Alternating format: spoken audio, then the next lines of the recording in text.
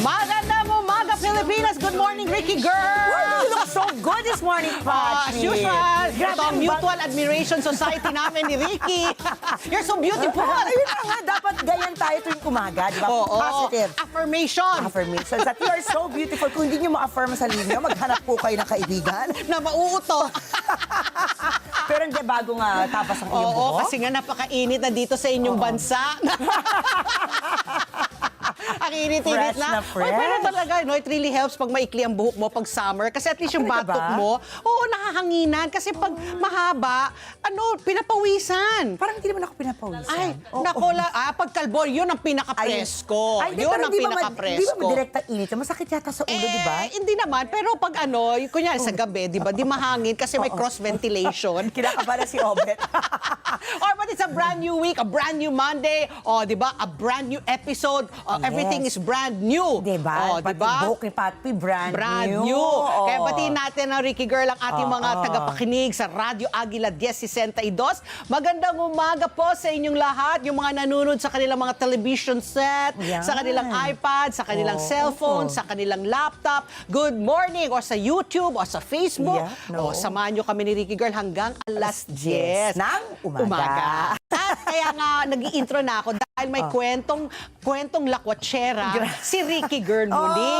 O, di Alam ba? mo, tuwan-tuwa ako kasi nagpunta ako ng Bicol. Ayun pala yung patikim mo, sabi mo nung Friday, ayaw mo pa mag-share kung Ayoko saan ka pupunta. i-share. Basta sabi mo, mga 10 hours baka ang may iyong sumunod sa akin, biyahe. charot. Sabi ko, akala ko naman, yung sinabi niyang 10 to 11 hours, iniisip ko, sagada Hindi, ba? alam ba sa susunod siguro sagada nga kasi ganun din pala yung yung distansya, layo, no? oo. Pero ito, good news. Alam ba, tuwan-tuwa ako kasi pagpunta ko ng Naga City, Okay. alam pa, talagang pinapanood pala talaga tayo Oh, doon. good morning, mga Oo, Bicolana at hindi, Bicolano. ang nakakatuwa, mga miyembro pa ng KBP. Oh, ang nanonood kabisa sa ng mga atin. broadcasters ng Pilipinas. Oo, so talaga, Oh. tapos meron din doon na Eagle FM, hindi na pinapakinggan nila, lalo na pag weekend daw. Maganda daw ang music. Maganda naman talaga ang playlist talaga, ng oo. Eagle FM. So, anong ginawa mo sa Bicol? Ha? Siyempre. Ikwento mo nga, anong nakain mo? Ano na naman Ito, dyan sa... naalala talaga kita. Oh, ba- talaga. Kasi pagdating sa foodie, Oh. di ba? Ay, nako. Ayan, syempre, favorite ko dyan, laing. Ay, Ay, ito, nako, ano nga ba ayan. tawag dito? Laing ba yan? Hindi. Ayan yung ano nila. Parang lomi. Obet, sinend ko na sa yung pangalan niya kasi makakalimutan ko. Ayan yung special nila na pansit na may sabaw. Oh, parang kinalas, lomi. kinalas. Kinalas. Ang tawag dyan ay kinalas. Ayan ang special nila dyan, may itlog, etc. Tapos alam ba, ang kapartner pa niyan, turon. Kaya very heavy. Turon na saging. Turon na saging. Akala ko dessert yung turon. Oo. Pero you eat it together, that's the kinalas. So, Ano yan? May mga laman parang lomi noodles. Oo, parang ano. Oo, tapos, chicharon. Chicharon. Tapos baka ba yan? Oo, ayan. tapos dahong sibuyas. Oo, tapos ang linamnam talaga yan. Napakasarap. maalat, maasim, ang ano niya. Kakaibin. Kaya nga, ano siya? Nag-uwi ako in fairness to me. Oh, kaya lang tuyo na panis- naman. Pag panis na siya, pagdating ko sa bahay. Dapat nagdadala ka ng cooler. Oh, ay na nga. Ngayon, now I know. Pag alam mong babiyahe kayo, ito, maski na pumunta kayo sa palengke or whatever, tapos medyo malayo-layo yung biyahe, sabihin na natin lang pas isang oras, Ay, magdala yun, na kayo ng cooler. Oo, yan. Lagyan nyo ng mga ice pack. Ayun. Para at least to keep para your food. anytime that, Yes, ano. it doesn't spoil. Sayang ngayon, Oo. pagkain yan, no? Pagkain nga, sayang nga eh. Ay, Kasi naku. tuwa pa naman ako pinasalubong. Oh, ito, naman, ano ito? kakaiba, binakol. Binakol ba? Binakol, yes. Binakol, sabi ko, hindi naman Bicolano yung binakol Oh, eh. of course not. Is it? Yes, because it's cooked in coconut water. Ayun na nga, sabi, binakol. Ay, akala ko ano yung puti. Oh, ayun it's the pala, coconut meat. Tapos Yes. coconut water. Ayun naman, si Chef Doy. Oh. Ang isa sa mga naunang restaurateur Oh. doon sa Nagas. And he Oh, oh. was also there. Tapos in-explain niya yung food. Nakakatuwa nga. Tapos Yung- malunggay leaves ba yan? Yes, oo. Tapos parang alam ba dyan ako tinola. nakatikim ng baby shark? Oh, baby shark? It's a Naga. Ayan si Chef Doy, oh. Chef Doy ng Chef Doy's. Tapos kanina rin, yung ano ba yun, yung pagkain na soup? Yung Kinalas, yung kinalas naman, siya naman yung presidente ng food chamber doon. So, siya yung original kinalas queen. Oh. Pero ito kay Chef Doy, ito, ayan yung baby shark. Baby Nandun shark. sa- Paano hinahanda? Paano linuluto? Ano yun? Pan-fried, pinirito, Ay, nang hindi ko natanong, pinaksil, pero paano? lahat sila Ginawang halos may gata. siomay. Lahat sila Shark halos may fin. gata. May Ayan. gata, yes. Oo, tapos yung kanin nila, grabe. Ang Bakit? lagkit. Kaya Ang parang lagkit. bigat na bigat kalahati Oo. lang nakain ko. Oh. Pero yan, napakasarap ng pagkain ng What was the Naga weather talaga. like nung nagpunta ka ng Naga? Sobrang ginit. Yung mga Ginit Jackson. Mazinit. Nako. Sobrang init dyan. Oo, pero lahat yan maaanghang. Slightly, Pinaslight, hindi ko mild lang, hindi ano. Eto Pero naman otherwise, dapat oo. maanghang yan. Oo, pero alam mo ba, yan na nga yung, natuwa ako dun sa soup, yung, di ba, ngayon mo lang nakita yan, di Oo. ba? Ayan siya, ayan si Emmy Salgado. Tapos, ay yung katabi niya, ay co-founder niya sa Bicolanda Kusina, ano yun, yung cooking ano nila, food ano nila. At saka lang, Bicolanda. Pero, ba't hindi nakalagay dito? Sinend ko sa'yo lahat. Alam mo, Ayan. ano lang yan, last weekend lang nakalimutan na niya. Hindi, kahapon lang yan. O kahapon lang yan, nakalimutan na niya. Si Emmy Salgado tsaka si EJ Guazon. So sila yung sila yung bumuo You know, ng kanilang culinary dyan sa Naga City. Oh. And they really want to promote Siyempre. food tourism. Yes, oo. Taga Ang- UP si Emmy. Oo, kasi ang Bicol naman talaga, marami ka talaga mapupuntahan dyan na masasarap na mga lugar na makakainan, di ba? Oo. Kasi nga, yun na nga, lahat ng mga may laing, tapos yun na nga, Sinantulan, ano pa ba, Bicol Express, Bicol Express. tapos yun na nga, ano pangalan yan? Ayan, ano nga ba yan?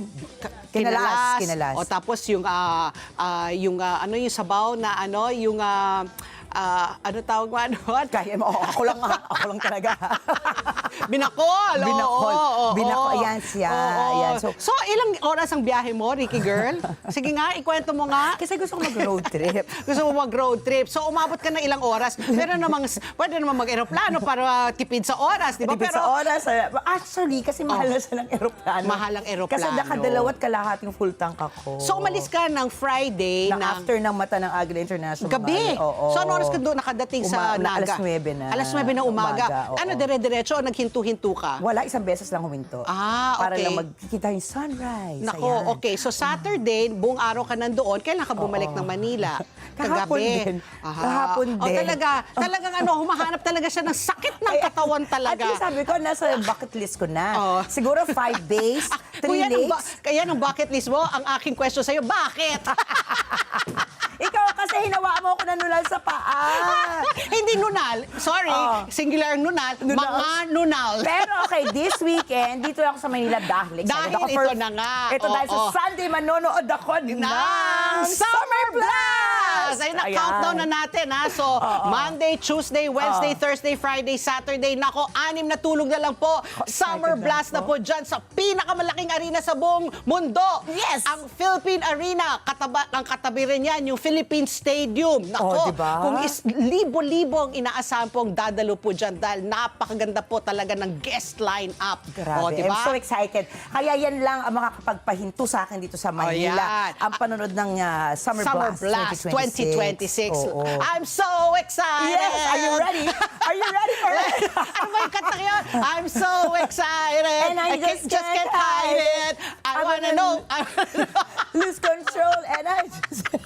Teka lang, baka naman masakit sa Alam mo, baka tenga. mawalan sila ng respeto sa atin. Okay, wag na. So, ano natin, let's reserve our energy Let's for reserve, Sunday. yes. Dahil talaga namang Oo. kasama natin ang libo-libo nating kababayan na Correct, tutungo dyan yes. sa Oo. Philippine Arena. Philippine Arena, Sino-sino ayan. nga ba ulit ang mga...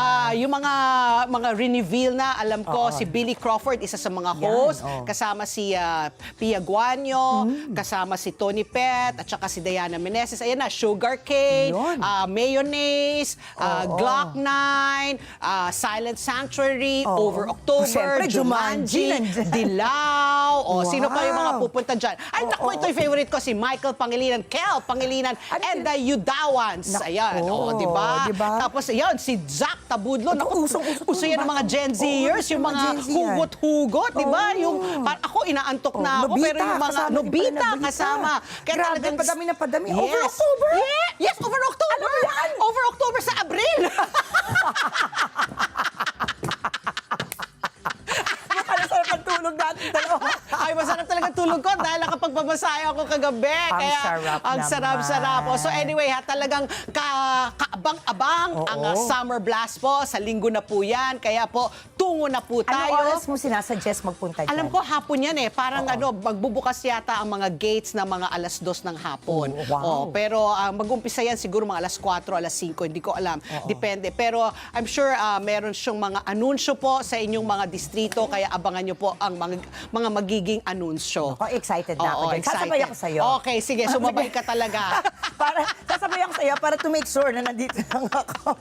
Okay, umpisa na natin ang ating swabing pambungan ngayong April, ano na ngayon? 13? Naku, dalawang tulog na rin! Sweldo na! Pero sa ngayon pa, petsa de peligro. Talaga tumatalon pa eh. Dalawang tulog na lang. Sweldo pa. Gipit na. Oh. Kaya lahat ng mga pula, linabas ko na eh. Baka sakaling pumasok Lahat ng swerte, no? Swerte.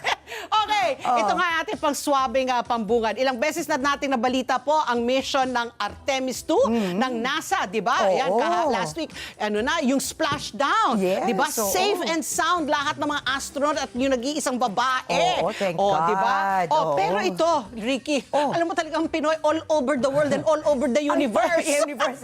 And even the outer space. Kaya nga eh. Kasi meron po talagang Pilipino na naging bahagi po dyan po sa dyan po sa historic mission po ng NASA, yung Artemis 2. Ang pangalan niya po, tandaan niyo ang pangalan niya, siya po ay si Louie Rabara. O tinan mo, batang-bata pa si Louie Diba? Rabara. Oo nga, bagets na bagets. Kabilang siya sa operations team ng Artemis 2 bilang ang kanyang papel?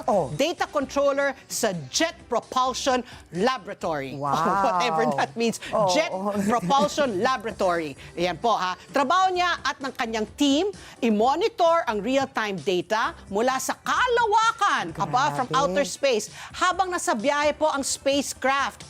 Meaning sila po ang nakakapag-track sa mga astronaut. Sila yung, alam nila, yung lost and found. Sila yung GPS siguro, di ba? Alam nila, silang nagbabasa. So, ang responsibilidad po nila ay i-receive at i-analyze lahat ng signals from space. So, ayon kay Louie Rabara, hindi niya inaasahan na mapupunta siya sa ganitong career.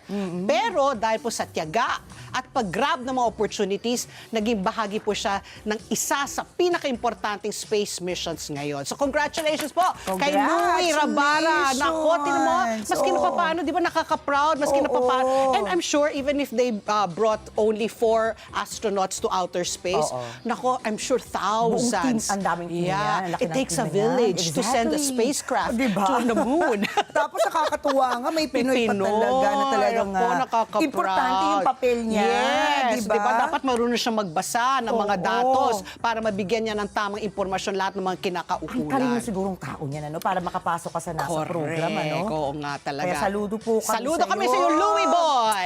Okay, Ayan, Ricky girl! Talagang Patrick, level up ang summer cooling hacks. Sabi mo nga, init na init ka sa bansa ko. Talaga? Sa bansa mo talaga ang init! Sa isang resort kasi sa Marilao, Bulacan, naglagay ng 20 blocks ng yelo. 20 bloke ng yelo? Sa Bakit? swimming Gagawa pool. sila ng halo-halo? Baka, gusto mo? Para maibsan na matinding init habang nagtatampisaw. Ito sigurado, gusto mong sumama dyan. Ayoko dyan. Ako, grabe, pero 20 blocks of ice para lumamig. Ayan, di ba? Oo. Kumbaga, instant refresh and extra cooling effects yan for the guests. Patok na patok yan ngayon sa mga pamilya na gusto mag-chill kahit tirik ang araw. Tirik. I can imagine you there, Pat. Gusto mo yan ganyan. Kung ako na dyan, lalabas lahat ng mga nagsiswimming dyan dahil lalabas ko yung aking bikini. Yes! Two-piece! Tabi kayo dyan. Tabi-tabi kayo dyan. Oh my God. Napakaganda ng legs mo, napakaputi, masisilaw silang lahat dyan. Samantala, may mga libreng swimming pool sa iba't ibang parte ng Maynila na bukas mula Martes hanggang Linggo. Perfect spot po yan para sa family bonding at chill getaway nang hindi gumagastos. Saan? Ito na lang. Patpi, pag nasa North Manila ka ha, kung gusto mag-swimming, open po ang Vitas Aquatic Center sa Tondo. From Tuesday to Friday, 10 a.m. to 12 noon. Then balik operation na 1 p.m. to 5 p.m. kapag Kung init naman, dapat yung mga ganang oras hindi nyo in-encourage kasi nakababad ka sa ilalim ng araw. Tapos siyempre may mga sakit-sakit pa dyan. Dapat yung early morning, let's say 6 to sabihin natin 9. Sobrang ginaw naman, baka wala mag-swimming kasi. Kaya ka nga nagsiswimming di ba? Tapos sa hapon, dapat siguro mga alas 4 hanggang alas 6 o alas 7. Huwag naman yung pag nakatirik na tirik yung araw, tapos magsiswimming ka, tapos nakabab. Pero libre yan. So imagine mo kung gaano kadami. Dami ang magta-take advantage yan. Sa Tondo pa rin kung may trip nyo, mas trip nyo naman yung Indoor Vibes Go naman sa Patricia Sports Oy, Complex. ako may-ari ba niyan? Ikaw nga. Si Aling Patring Oo. sa Gagalangin. Open sila from 2 p.m. to 4 p.m. na Tuesday hanggang Friday at 12 noon. Ayan, tirik na tirik yung araw. Oo. Hanggang alas 3 po ng hapon kapag weekends. Kung taga Santa Cruz naman kayo, puro Maynila. Oo nga. Weekend lang bukas ang Andalusia Sports Complex mula 4 p.m. to 8 p.m. Ayan ang magandang oras. Tuwing Saturday. Oo nga, no? Oo, Then 2 oo. p.m. to Oo. 8 p.m. naman kapag Sunday. Sa Sampaloc Squad, pwede kayong mag-bonding sa Dapitan Sports Complex. Open po yan mula 12 noon up to 3 p.m. mula Tuesday to Friday at mas maaga ng konti kapag weekend para makabanding kayo 11 a.m. to 3 p.m. Ang dami sa Manila, Paco area, puro Manila nga yata, no? Medyo iba-ibang schedule ng Bagong Buhay Sports Complex 1 p.m. to 5 p.m. tuwing Martes at Merkules, then morning naman 9 a.m. to 12 noon from Thursday to Sunday. Sa Pandacan naman, pwede kayong mag-swimming sa Cinto Siria Cruz Sports Complex mula 9 a.m. to 12 noon on Tuesday to Friday and 1 p.m. to 4 p.m. kapag weekend. Reminder lang po, lahat ng pools ay sarado tuwing Monday for maintenance. yan, tama. So plan your bonding swim dates accordingly. Oo, Summer naman na. Summer. So, that's very nice ha. Hindi lang siguro mga citizens ng Maynila ang pwede mag-take advantage. So, i-check nyo na lang yung website kung saan, although kanina flash po namin, i-flash natin ulit para picturean nyo na lang po para mag-inquire kayo kung pwede yung mga hindi residente ng Maynila pumunta dyan. Pero magandang inisyatibo ha ni Yorme. Dapat gayahin yan ng mga ibang mga mayor. Mamaya makakusap natin si Mayor John Ray ng Navotas. Tinanungin natin, meron ka bang free public swimming pools para sa mga constituents mo? Diba? Lalo na, di ba, nagkaroon ng apoy doon. Di ba? Okay, anyway, so Ricky Girl, ito pa, may mga family goals ba kayo? Make it extreme, ika nga. Bakit? May isang American family mula po sila sa Hawaii, ang nagtagumpay po na naakyat nila ang Mount Apo. Di ba yan ang Wow. pinakamataas na tuktok dito sa ating bansa? Oo. So karaniwang inaabot daw ng 2 to 3 days ang trek, pero nakarating po sa peak. Wow. Ito, yung pamilya, pero natapos nila yung trek in only 9 hours and 45 minutes via Kapatagan Trail. Ang hirap yan, ha? Tingnan mo kung gaano yung lalaki ng mga bato-bato, bato-bato. Oo. Kahanga-hanga grabe. rin ang kanilang mga anak na game pong umakyat sa bundok na may malalaking bato o rock climbing. Di ba? Eto, Ricky ha, ang parents pala ay elite trail runners. So talagang sila, kumbaga professional. Athletic na pala talaga sila. Mga professional. So elite trail runners, habang kanilang mga anak naman ay nahilig na rin syempre sa trail running and hiking. So congratulations po dyan. Ayan, nakaabot na po sila sa Mount Apo. Ricky Girl, kamusta ang ating panahon ngayong araw na ito? Ay, tingnan naman po natin ang ating status ng panahon ngayon. Ako, ito na. Isang malakas na bagyo sa labas ng Philippine Area of Responsibility. Yes, may bagyo po tayo. Ang lalo pa lumakas at ngayon ay isa ng super typhoon. Not just a typhoon, but super na may international name na Sinlaku.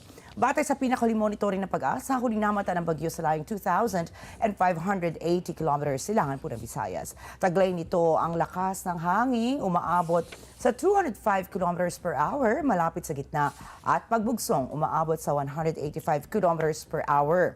Kumikilos ang bagyo, pahilagang kanluran o northwestward sa bilis naman na 15 kilometers per hour.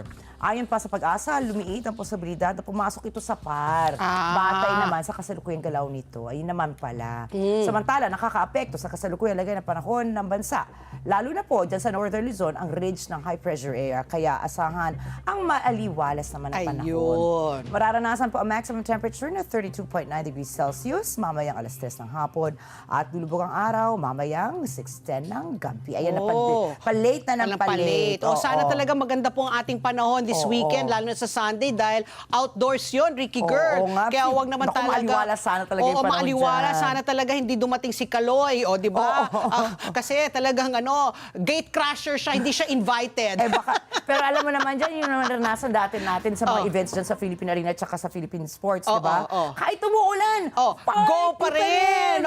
Kasi sobrang ganda ng programa. Party pa rin. Rock-rockan pa rin tayo. Sige na mga, mga Repa Pips. Teka lang, mga Gen Z, tumabisita natin. Ano ba? Ano na ba ngayon? Ano bang uso na ngayon? Ano bang uso, Joy Ano Me? nang tawag sa mga Repa Pips?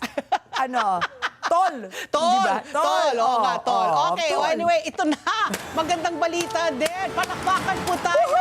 Ako gusto mo to. Ayan, gusto ko to. Dahil good news po sa sa ating mga motorista. Sa wakas! Nako, pagkatapos ng ilang linggong sunod-sunod na pagtataas ng ating mga produktong petrolyo, asahan po ang malakihang, medyo big time po na oil price. Yung natin talaga yung pagdidiskwento. Base po sa pagtatayo po ng Energy Department, ito po ang estimate oil price rollback. Okay, ang diesel, ang pinakamalaki po, inaasahan, 20 pesos daw. Buti naman. Wow, salamat. Oo. So from 140, magiging 120. Pero umaaray na tayo nun. Maaray na. Oo, dahil di ba galing tayo sa 60 pesos. Oo. So syempre, maski na sabihin natin, talagang ito ay isang tinatanggap natin, Oo, di ba? pwede Big na. time. Oo. Rollback. So 20 pesos po ang diesel. Sa gasolina, medyo kapiranggot, 4 pesos. So yung dating umaabot sa 100, magiging 96 na lang. Wow. Di ba? At ang kerosene, Aray ko pa rin. aray ko pa rin. Ang kerosene, 3 piso po ang inasang bawas presyo po. Oo. So ayan, ulitin po natin malaking diskwento po, malaking rollback po para sa diesel, 20 pesos, gasoline, 4 pesos, at ang kerosene, 3 pesos. Dumating na daw sa Pilipinas nung Sabado ang 329,000 barrels of diesel mula po sa Malaysia, at kasabay nito makikipag-ugnayan pa rin ang Pilipinas sa Australia, United Kingdom at Israel para sa posibleng oil and energy exploration projects. Aminado naman po si Energy Secretary Sharon Garin na malabo na daw bumalik sa 60 pesos. Why? Secretary, huwag ka naman masyadong nega. Oo nga. Paano kung matapos na itong sigalot sa Middle East, hindi pa rin tayo babalik? So parang inaano lang niya Oo. tayo na parang hinay-hinay, huwag Oo. pa masyado tayo maging masyadong optimistic. Oo. Sabi niya, medyo mahihirapan bumalik nga daw sa 60 pesos level kada litro ang presyo ng diesel dahil nga sa mga nasirang oil facilities dyan Ayun nga po naman sa pala. gitnang silangan. Oo, It will yun take kaya pala. months and Baka years, years di pa ba? nga, di ba? So, kailangan po talaga natin pa rin manalangin na sana po ay magkaroon na po ng humupa ang tension po dyan sa gitnang silangan. Okay, Ricky Girl, ito na ang ating super panalo news. Umpisa na natin sa gitna po ng taas presyo po at hirap ng biyahe. May isang restaurant dyan po sa Marikina na talagang literal po nagpapabusog Wow. ng pag-asa. Wow. Bakit? Paano niya ginagawa ito? Yan po ang Trainings Kitchen Stories na nagbibigay po ng libreng lutong bahay meals para po sa mga jeepney drivers at mga delivery riders. Basta tinatawag nila mga frontliners po ng kalsada. Na todo kayod po, kahit gipit na dahil sa taas po ng presyo ng produktong petrolyo. Sa ilalim po ng kanilang initiative na hashtag TuloyPH, target po nilang makapaghatid ng 2,000 up to 3,000 meals.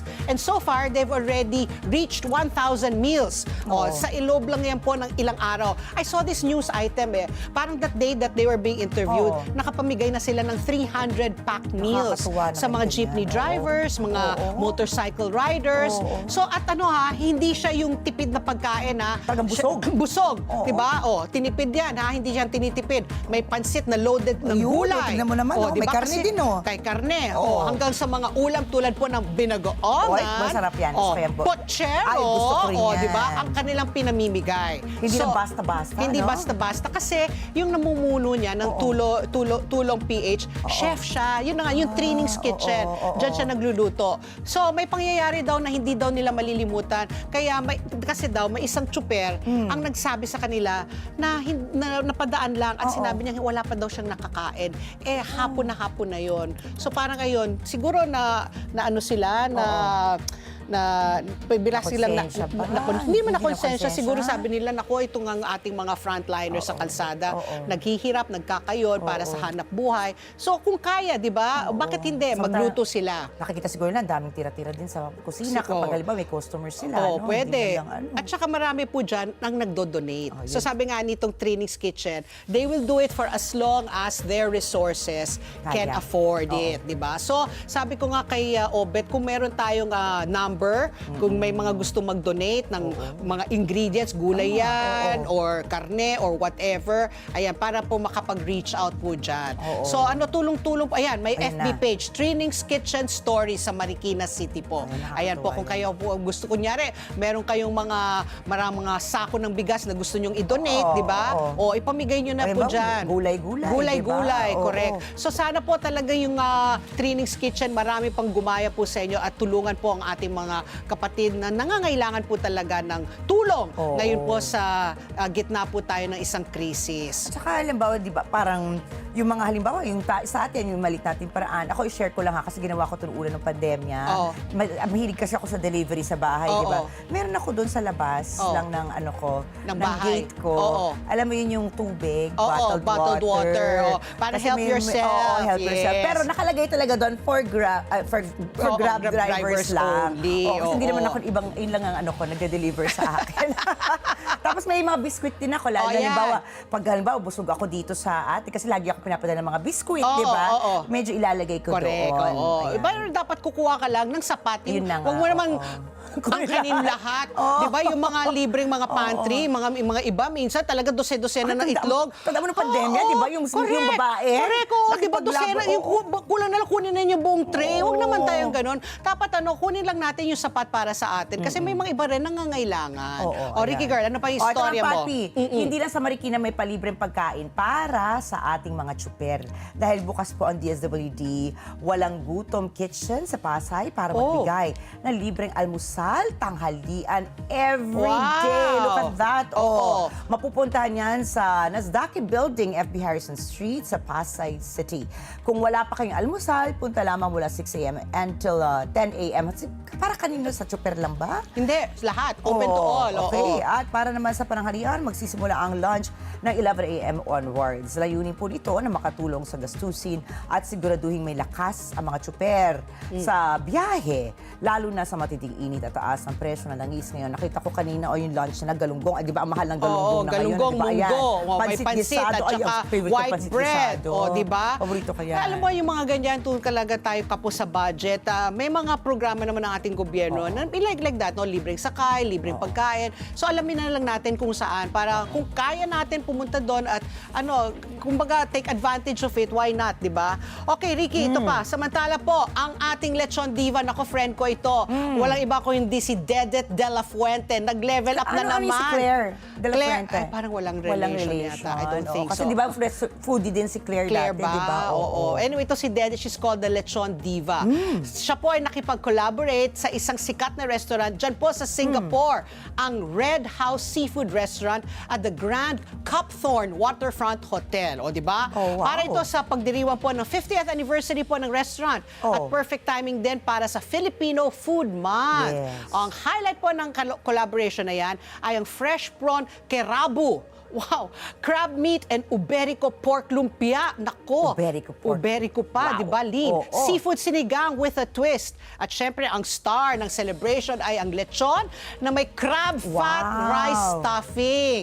Oh, at ang crowd favorite din, ang panghimagas na inspired sa halo-halo na crispy bubur chacha. Di ba? Kasi si Dedet, she's really known to be the lechon diva. Ang ano niya, ang twist niya sa lechon, usually de leche lang yan di ba? Tapos, ang sa loob, may rice. Yan, So, natikman may ko mga na laing yan. siya, may Oo. binagoongan, tapos may seafood, may crab, tapos May truffle pa yata may siya. truffle, Yan, correct. oo, Oo. yun natikman So that's her ko. specialty talaga. You know, she just started in her house, nag-order lang siya. Tapos the last time I saw her, sabi niya, ilan na ba yung oven niya na she can cook 20 lechon de leches at a time. 20, ganun nakalakas ang demand. Ganun nakalakas ang demand. Oo. Siguro ngayon, mas marami na, no? So, congratulations, Dedet. Naku, international na yung ang iyong arrive ka na.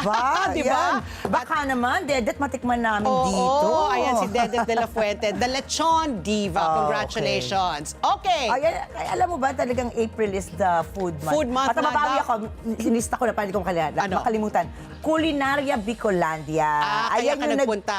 yan yung nagsusulong ng food month sa may Bico promoting. promotion. Kaya nandiyan kasama natin si EJ Guazon, yung nanonood sa atin lagi Yes. after his show. Hello, EJ. At saka si Emmy Salgado, ito nga taga-UP siya. Pero sabi nila, Naga-Yuma siya doon. Naga-Yuma. Ibig sabihin na in love siya sa Na in Naga. love. Ayan. Okay. Ito. 3 issues tayo ngayon, Ricky Vicky girl, what's our issue number Ito na nga one? po, kung nandito kayo sa Manila nitong weekend, nagkaroon nga po ng sunog sa landfill sa Navotas na nagdulot ng makapal na usok at matinding polusyon sa hangin sa ilang bahagi ng Metro Manila at mga karatig Grabe, na lalawigan. Grabe! Oh. Ang umabot na po sa unhealthy to very unhealthy ang air quality, kaya pinayuhan ng publiko, lalo na ang mga vulnerable na manatili sa loob ng bahay at magsuot ng protective masks. Bagaman, nakontrol na ang sunog, patuloy ang monitoring at investigasyon sa sanhi nito, pati na ang assessment ng epekto sa kalusugan at kapaligiran. Alamin po natin ang kwento sa likod nito at ang kasalukuyang estado doon mula mismo kay Navotas City Mayor John Ray Tiangco. Ayan po ang ating issue number one. Ang issue number two naman po natin, sinabi po ng Department of Energy na posibleng hindi na nga daw babalik sa 60 pesos kada litro ang diesel po sa ating bansa dahil po sa matinding pinsalang dulot po ng sigalot dyan po sa gitnang silangan. Dagdag pa rito, nananatiling hindi tiyak ang sitwasyon sa rehiyon. Kasi diba yung unang round of talks nila sa Islamabad, nag-collapse. Wala, hindi sila nagkasundo. Tako. So maaring matagalan pa ang pagkukumpuni ng mga pasilidad po ng langis kahit pa humupa na daw ang tensyon. Kung magkakagayon, ano nga ba ang hinaharap ng ating bansa? Ano ang dapat nating gawin? Anong dapat gawin ng ating pamahalaan? Anong mga alternatibo natin sa langis? Pag-usapan po natin, makakausap natin for the first time. Nako, kasamaan ko ito dati. Naglihis kami sa DOE. Pero when I was with DOE, he was already in the energy sector. Si Attorney Jay Layug, energy law expert at former energy undersecretary. Noong panahon ni Pino. Ay, isa yan sa mga aking pro bono lawyers. Oh, kapag kailangan ko lawyers. ng advice. Advice? Ang Ayan, dami naman sa kaya mga energy pro bono. crisis. Ang dami mo naman yata mga kaso. Hindi, sa energy crisis, yan. Sa energy crisis? Okay. Hindi, kasi naging kasamahan ko naman siya sa Senado dati. Sa Senado. Oo. Nung kay Binay. Oo, sa yung chief of yan, staff. kay Ayan. Attorney Jay. Okay, Kaya issue number exciting yan. 3. Samantala po, opisyal na nga na itinalaga ni Pangulong Ferdinand Marcos Jr. si Dita Angara Matay Aba. bilang bagong kalihim ng Department of Tourism nitong Biyernes lamang. Oo. Samantala, idineklara ang state of calamity sa Baguio City kasunod ng patuloy na epekto ng krisis sa langis na dulot ng maan sa gitnang silangan. Ayon sa ulat, malaki ang naging epekto ng pagtaas ng presyo ng langis sa lungsod, kabilang na ang pagbaba ng bilang ng mga turista ng hanggang 50% nitong nakaraang Holy Week. Makibalita po tayo sa mga pagbabago sa ating tourism industry, paano ito magsusurvive sa panahon ngayon na may krisis, at kasama po natin si James Montenegro, ang presidente po ng Tourism Congress of the Philippines. Ayan, kamusta na nga? Meron pa ba tayong tourism industry? Meron pa ba? Meron pa ba? May krisis na nga. May krisis Tingnan na natin. oo. So bago po tayo mag-commercial break, ito po ang aming question of the day. Matapos pang isang linggong Safer Cities program na kalolaunch lang, di ba? Oo, Last week, di ba, ni Secretary John Vic Remulla. Mahigit na pong 53,000 na po ang nahuling lumabag po sa ordinansa sa Metro Manila at karamihan po ay pinagsabihan lang at hindi na daw minulta. Sinuspindi na rin po nito ng ibang LGU katulad ng Maynila dahil po sa mga panawagang anti-poor ang pagpapatupad daw nito. Dapat daw ba gawing mas makatao at makaangkla sa kalagayan po na mahihirap ang pagpapatupad ng batas na ito? Kaya ang aming question of the day, ito po dapat na bang isang tabi ang pagpapatupad nito at pag-ukulan na lang po ang pagtugis sa mas malalaking kriminal at sindikato? Ayan, mag-comment lamang po kayo sa aming Facebook account. Hanapin lang po ang Net25 News and Information at makibahagi po sa aming talakayan online. Ito na yung sinasabi ko Ninas Kugon nga tayo Ayun na, Tingnan mo, 1 week pa lang. Hinto! Nasa Ang dami na kamay na nagreklamo. bakal sa Oo, pagpapatupad. Diba? Usually, Hinto! change na naman talaga pag nagkakaroon ng pagbabago. Talagang asahan na may mga tutulig sa. Correct, oo. Kasi nga sabi ko ngayon pa pinatupad yan, ang init-init. Siyempre, kung ikaw ay kalalakihan, hindi naman maghuhubad ka na lang talaga. Diba? Magpapakalbo ka na lang para lumamig-lamig ang iyong ginhawa. Saka siguro nga tama ka, mainit dahil sa mga halimbawa. Malilit yung mga bahay. Gusto nila magpaparesko sa labas. Wala din silang aircon. Oo, baka diba? kailangan lang konting kumpuni. Oo, Yun yung, oo. yung batas. Yeah. Siguro yung music yan, pwede Music yan. yan, pwede yun. Oo. Yung mga talagang nang gugulo nakita. Yun, Yan, pwede rin, yan. di ba? Oo. Pero yung kasi comfort mo na yan. Oo. Baka ma-heat stroke ka, heat exhaustion. Oo. Palampasin nyo na lang. Anyway, magbabalik pa po ang ASPN. Ano sa palagay nyo? Ang sigaw ng Pinoy Nation, ASPN. Oras! Alas 8:40 na po ng umaga. Alam niyo ba na sa dami po ng oras natin sa gadgets at computers, mas napapagod po ang ating mga mata. Buti na lang, may iBerry na tumutulong mag-protect laban sa eye strain and oxidative stress. Kaya kung gusto mong maalagaan ang iyong paningin, mag-iBerry na araw-araw. At ang oras muli, alas 8:41 na po ng umaga. Silipin na natin po ang mga na maiinit, nagbabagang balita ngayong araw po ng Lunes, April 13. Dalawang tulog na lang po. Sweldo na. Okay, inanunsyo po ni US President Donald Trump na haharangan ng Estados Unidos, ang US Navy, ang Strait of Hormuz. Ayon po ito sa US Central Command, sisimulan ng puwersa ng Amerika ang pagpapatupad ng blockade sa lahat ng maritime traffic, papasok at papalabas ng mga pier ng Iran alas 10 ng umaga Eastern Time ngayong araw o alas 10 po ng gabi mamaya sa oras po ng Pilipinas. Ipatutupadan nila ito sa lahat ng barko ng lahat ng bansa na papasok o papalabas ng mga pier at baybayin ng Iran, kabilang ang lahat ng daungan ng Iran sa Arabian Gulf at Gulf of Oman. Hindi naman ito haharangin ang mga barkong dadaan sa Strait of Hormuz papunta at papalabas ng mga pier na hindi hawak ng Iran. Magpapadalaw mano ng karagdagang impormasyon ng Estados Unidos sa pamamagitan ng formal na notice sa mga commercial mariner bago magsimula ang blockade. Sinabi rin po ni Donald Trump sa pamamagitan ng social media na aksyonan ng Amerika ang bawat barko sa international waters na nagbayad ng toll sa Iran. Sisimulan na rin anya ng Amerika ang pagsira sa mga mine na iniwan anya ng Iran sa Strait of Hormuz. Ayon naman po sa Revolutionary Guard ng Iran, bukas ang Strait of Hormuz sa mga barkong sibilyan pero hindi sa mga sasakyang militar. Nagbabala ito na ang paglapit ng anumang sasakyang militar sa strait ay tinuturing na paglabag sa kasunduan para sa pansamantalang tigil putukan at kanilang aaksyonan. Sumagot rin po si Iran Parliamentary Speaker Mohammad Bakr Ghalibaf sa plano ni Trump na magpatupad ng blockade. Sa isang social media post, sinabi po ni Ghalibaf na hindi magtatagal ay mananabik ang Amerika sa $4 hanggang $5 na gas. Sinisi ni Ghalibaf ang Estados Unidos para sa pagkabigo ng negosasyon para sa tigil putukan sa Pakistan. Hindi niya nakuha ng mga opisyal ng Estados Unidos ang tiwala ng delegasyon ng Iran. Ayon naman po kay US Vice President J.D. Vance, tumanggi ang Tehran na tanggapin ang mga kondisyon ng Amerika matapos ang 21 oras ng negosasyon sa Islamabad.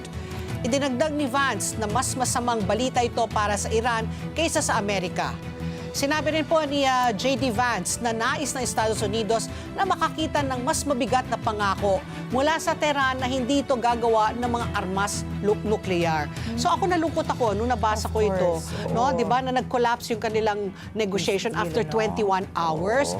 Tapos nabasa ko pa parang ilang beses daw tumatawag si J.D. Vance kay Donald Trump habang nanonood ng UFC match si Donald Trump sa Florida.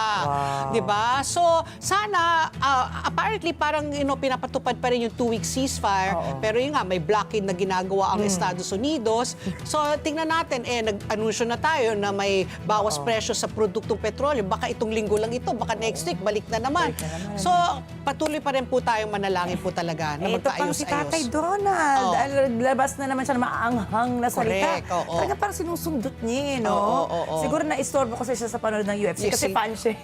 Ay, nako. Unbelievable. Samantala naman po, balita po dito sa atin, inanunsyo ni Pangulong Ferdinand Marcos Jr. na magkakaroon ng malaking pagbaba sa presyo ng mga produktong petrolyo bukas sa April 14. Ayon sa Pangulo, inaasahang bababa ang presyo ng diesel na hindi bababa sa 20.89 pesos per liter, ang gasolina ng 4.43 pesos per liter, at ang kerosene ng 8.50 pesos per liter.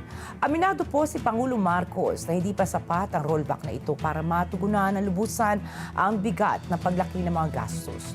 Tiniyak niya nga magpapatuloy ang pagpapatupad ng pamahalaan ng mga hakbang para maibsan ang bigat ng gastos sa transportasyon, pagkain at iba pang pangunahing bilihin. Narito po ang pahayag ni Pangulo Marcos. Hindi pa ito sapat, kaya tuloy-tuloy naman ang ginagawa ng inyong pamahalaan para maibsan ang epekto nito sa inyong pang-araw-araw na buhay.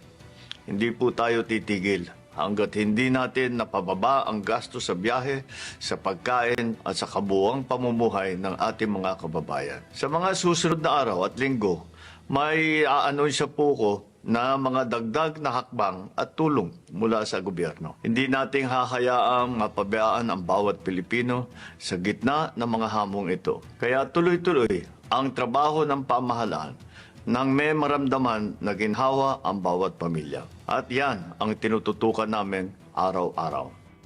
Ipinaliwanag naman ni Energy Secretary Sharon Garin na ang mga nabanggit na halaga ang magiging minimum rollback. Nakabasehan niya ito sa average ng international prices sa huling nakalipas na 5 araw. Mula nang sumiklab ang giyera sa gitna ng silangan noong Pebrero, tumaas na ng hindi bababa sa 100 pesos per liter ang presyo ng diesel.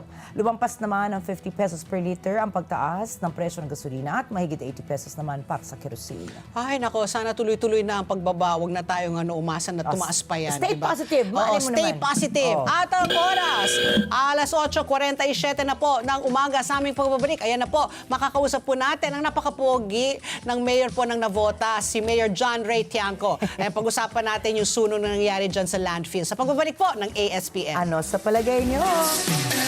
Ang sigaw ng Pinoy Nation. Information and education. ASPN. Oras, alas 8:49 na po ng umaga. And Summer Mode on, ka-Flash. Handa na po ba kayong mag-splash into summer? Kami na ang bahala sa delivery ng inyong essentials. With free pickup anywhere and convenient payment options, mas hassle-free ang bawat padala. Just enjoy the sunshine and feel the flash. At ang oras muli, alas 8:49 na po ng umaga at kasama na po natin via Zoom ang Mayor po ng Navotas. Wala iba kundi si Mayor John Ray Tiangco. Good morning po, Mayor John Ray. Welcome back po sa ASPN. Good morning, Mayor. Yes. Good morning, Pat P. and Ricky. Good morning. Okay. Yeah. Sino mas Pogi, pogi? diba? Si Toby o siya? Bot! Baka Hoy, hindi- ayaw mo mapadala ka lang ng kasi, 3-piece syempre, eh. mas friend ko si Toby. Pinapadala na ko parati ng 3-piece yun eh. Oh. Yan ang mas ka-age ko. Ikaw mas ka-age mo Ayan. yata si Kaya nga Mayor John syempre Ray. dito ako kaya, no? Kay John Ray. Oh. Okay, anyway, Mayor, kaya pa kami po napatawag dahil nga, nako, nakakalungkot, no? May apoy na nangyari po dyan last Friday night, dyan po sa inyong lugar, sa Navotas, at marami pong nagsasabi po, nagdulot ng masamang pakiramdam yan dito. You know, naaamoy nila hanggang Quezon City. May very dangerous levels na nga daw. Very unhealthy. So, can you please tell us, walk us through it, what happened and where are we now? What are we doing po para maibsan po itong apoy po at yung the effects that it brought about? Yes, actually very challenging yung pagpatay ng sunog doon sa landfill dahil unang-una nasa para siyang island, no? Nandun siya sa dulo ng Navotas, sa dulo ng Palaisdaan. Tapos after nung dulo po na yun ay Bulacan na. So para makarating ka doon, either magbabangka ka o magbabarko. So pagdala pa lang ng mga fire truck at ibang kagamitan, kailangan nating ibarko. At saka malaki yung area kasi. So halos more or less 40 hectares po siya Wow, laki. ng basura over ilan years na tinapunan po siya.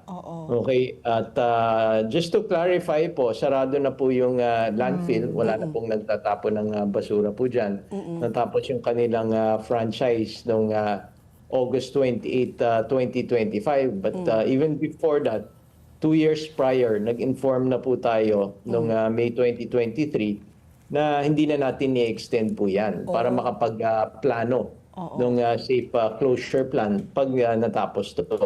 So nung natapos na nga yung August 28, September 1, nagpatawag tayo ng meeting with DNR para ma-implement na nga yung mga plano po na safe closure plan. Pero nagka-problema po dyan dahil nagkasuhan po. At ang nangyari po dyan ay hindi pa napasa yung plano na ipatupad para safe closure plan at hindi pa rin ang sabi nila, hindi pa raw na-approve ng DNR. But after a few months kasi natuloy-tuloy namin fina-follow up, February, biglang umalis na lang po yung kumpanya po dyan ng walang abiso po. So kami pa nagsabi sa DNR na parang inabandon. Yeah.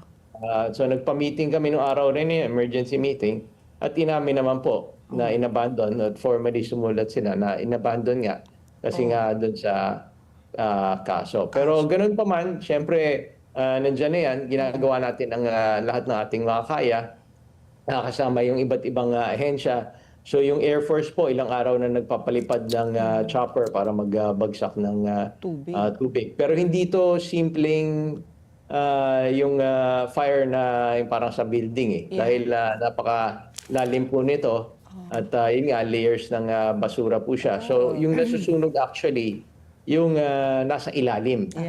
Okay, so kuminsan, kagaya yesterday afternoon, wala na siyang apoy, pero nung 5 p.m. ulit, merong nag-apoy na area ulit. So ang ginagawa actually natin, nag-misting po tayo, parang yung usok, makontain natin, hindi, yung hangin kasi, paiba-iba ng ihip eh. So, minsan yan, sabi nyo nga, affected hanggang Quezon City, kasi kung umihip yung hangin pa ganun, tapos maraming usok, imagine nyo yung 30 hectares.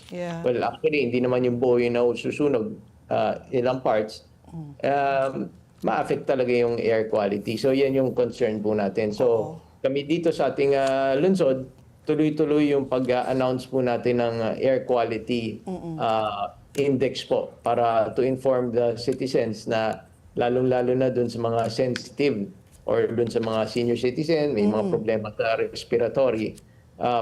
So, to stay on the safe side, kung di naman kailangan umalis, doon na lang sa bahay at kung pwede naman, mag-mask po tayo kahit pabago-bago kasi. So yesterday, okay na yung air quality. Pero this morning, medyo tumaas po siya ulit. Yeah. Pero Mayor John Ray, may follow-up lang isa, no?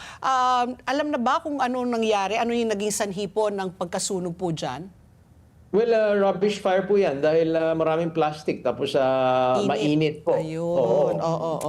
Tapos yung oxygen. So, minsan nagkakaganyan. So, kumakalat po siya. Lalo na heat index natin ngayon, mataas. Ano? So, mayors, even if the data po na 40% po ng landfill fires, 40% po niyan ay cause po ng arson. Inaano na po natin to, talagang hindi na natin iniisip na arson po yung posibleng kaso. Talagang May bantay naman po kasi dyan eh. So, may bantay. Okay. Ito, curious din ako, Mayor, sinabi niyo nga po na inabandonan na lang nung may-ari ng landfill yung lugar. Bilang Chief Executive po ng inyong nasasakupan nga po, wala po ba tayong paraan para maging accountable naman po din yung dating may-ari po niyang landfill na yan? Well, ang nagbigay kasi ng ECC, syempre yung DNR. So kaya nga lahat ng ginagawa po namin, kasama naman sa ECC yung Safe Closure Plan. So lahat ng ginagawa namin, nung nalaman namin yan, rineport namin kaagad sa kanila. At alam po, sumagot na rin yung DNR sa kanila na hindi tinatanggap yung reason nila to abandon at hindi tapusin yung Safe Closure Plan. So this Thursday, we'll have a meeting with them kasi nagpatawag po sila ng technical meeting. So, malaman po natin. Pero syempre, immediate concern po yan. So, kailangan natin gawin muna lahat ng ating nakakaya para mahinto yung fire, even without yung plan. So, yung ginagawa po natin. So, sinosuppress po natin yung pagkalat, kinocontain natin yung area na may sunog. At moving forward, syempre, ano yung dapat gawin para hindi na mangyari ulit. Kasi possibility nito, kung hindi natin ayusin ng tama, yung pagko-close po nito ay maulit na maulit to. So ayaw natin mangyari yan. Moving forward, anong plano po ninyo dyan po sa isla na yan? I don't know, no? Pero yung thought balloon ko rin, parang baka blessing in disguise kasi nasunog yung rubbish. And what are you planning to do after? Kasi it has been abandoned at hindi na yan gagamitin as a landfill. So are there plans for the city to develop it? Ano pong gagawin ninyo dyan? Pag, kunyari, nagkaayos na, no? Kasi sabi mo, may kaso pa dyan. Kung sakali kayo po ay manalo, ano pong plano ninyo? Well, hindi naman po sa city po kasi yung lupa po na yan. Kanino po yun? Private doon sa dating nag-ooperate. Tapos dahil may proyekto po dyan, nagkasuhan po sila ng isa pang private company. So nasa court po yan. So hindi po, yun nga yung niliwanag ko, hindi po sa city po yan, hindi rin city yung nag-operate po yan. Oh, yeah, you mentioned that earlier, but that I thought kasi na they were just maybe leasing it or whatever. So, you It's don't titled property at privately owned. owned. Oh, okay. So they have not submitted any plans what they're going to do with that after. Dapat meron nung time na yon, pero parang ang reasoning po nila ay dahil may case at kinuha sa kanila yung lupa, parang di na sila mag-i-implement. Or parang ganun. okay. Pero hindi ko alam yung details kasi hindi naman nasa tayo inyo. yeah. Okay. Oo. Naku, Mayor, ito naman po syempre ang pinakamakinabahan dyan, yung mga talaga nakalanghap ng usok. At sinasabi nga po, ayon sa mga datos ng mga nakaraang mga ganitong klase ng insidente na hindi lang yung, sa ngayon, yung nararamdaman mo, may long-term effects po sa kalusugan. So, kamusta naman po yung status ng air quality ngayon po, dyan bukod sa Navotas? Masasabi po ba natin, sabi nyo kanina, pabago-bago po yung air quality, Pero, kamusta po yung air quality niya now? And ano po yung nakikita natin na sa mga susunod pong araw, magkakaroon po ba ng pagbabago? At ito po, yung pinakatanong po talaga ng ating mga taga-subaybay, ano po yung pwede po nilang maasahan na long-term effects po sa kanilang kalusugan kung sila po ay nakalanghap nga ng usok mula dito sa sunog na ito? Well, yes, gaya ni sinabi ko, continuous monitoring po tayo ng air quality index dito sa ating lungsod. Pero hindi lang dito sa ating lungsod kasi affected, lalo na mas malapit itong area po na to sa Bulacan, Obando. So since Saturday afternoon, Saturday night, nakipag-ugnayan na tayo doon sa mayor po. And yesterday, nagdala tayo ng health team po natin, disaster and health team, doon sa kanilang, lalo na doon sa pinakamalapit na barangay. Padala tayo ng mga 2,000 masks at mga gamot po para makatulong din po tayo. At yun nga, parati tayo nag-update kung ano po yung index. Pero I think we have to be on the safer side na dahil hindi pa tapos po to. At very challenging nga. So kung lalabas lang rin tayo, mas maganda mag-mask na lang tayo. Lalo na kung meron tayong problem sa respiratory po. Yes. Pero Mayor, wala pa rin po kayo natatanggap na ulat na mga talagang nag-report na meron po sila Naging nagkaroon sila ng malubha? problema po sa kanilang sakit, sa kalusugan dahil po sa sunog. Well, yung iba, yun nga, sa Bulacan, tumawag sa akin na alam ko meron silang nilikas doon na doon muna sa munisipyo po yata para lang to stay on the safer side nga po. Pero yun, kaya patuloy po tayo nag-a-announce ng flag raising kanina. Sinabi ko rin dun sa mga kababayan po natin na doon mag-mask muna tayo, lalo na dun sa mga pinakamalapit dun sa area po na yun. Dahil pabago-bago po. Pag nawala po yung usok, like yesterday afternoon, gumanda naman ulit yung air quality index. Pero late early evening last night, may umapoy ulit. So, nagkausap po yan. So, kaya siguro, early this morning, medyo tumaas po ulit yung air quality index. Moving to another topic, Mayor John Ray, ito nga, more than a week ago na linunsad na nga itong Safer Cities program. So I just want to get an update sa Navotas po, kasi marami na po, like Maynila, nagsabi na hindi na muna sila magmumulta, pagsasabihan lang muna, maybe because nga marami nagreklamo na anti-poor daw. Your stand po pagdating po dito sa Safer Cities program po? Hindi pa po ako mayor. Si Mayor Toby pa po yung mayor. May mga ordinansa na po dyan eh. Okay. So matagal na po yan. So matagal na pong ginagawa po yan. At everyday may report yung ating mga kapulisan dyan. Kasi every morning nagre-report sila ng mga incidents. So rin-report nila ilan yung nahuli, na mga ganyan, drinking in public, nakaubad, nag-smoking, lahat. Karaoke, So, oo. Opo. At syempre meron tayong feedback mechanism po dito na nagre-report rin yung mga kababayan po natin. Kunwari may mga ganyang nanggugulo, lasing o karaoke, hindi sila makatulog, mga ganun po. So matagal na nating pinapatupad at sinusuportahan po natin yan. Kasi ang gusto natin talaga ay paglabas mo sa iyong bahay, alam mo na pag hindi tama yung ginagawa mo, ay mahuhuli ka. Para yung mentality mo ay kailangan magkaroon ka ng disiplina. So, nagpapasalamat rin tayo kay Sec. John Vic dun sa kanyang initiative. Okay, sige. Maraming salamat po, Mayor John Ray. At sana umulan ng konti, no, para maski na papaano makatulong yan sa diyan po sa usok, sa sunog na nangyayari diyan sa Navotas. Will it help if a little rain comes by your way? Wag lang masyadong malakas na ulan. Yung tama lang kasi para yun, parang misting po siya yung Yeah. ibabaw kasi. Kasi pag nag-flood naman ng ulan, Ay, oo nga. magbubukas Lumubog ulit pa. ng area, Yeah. tapos papasok din yung oxygen, sa ilalim ulit kakalat po yun.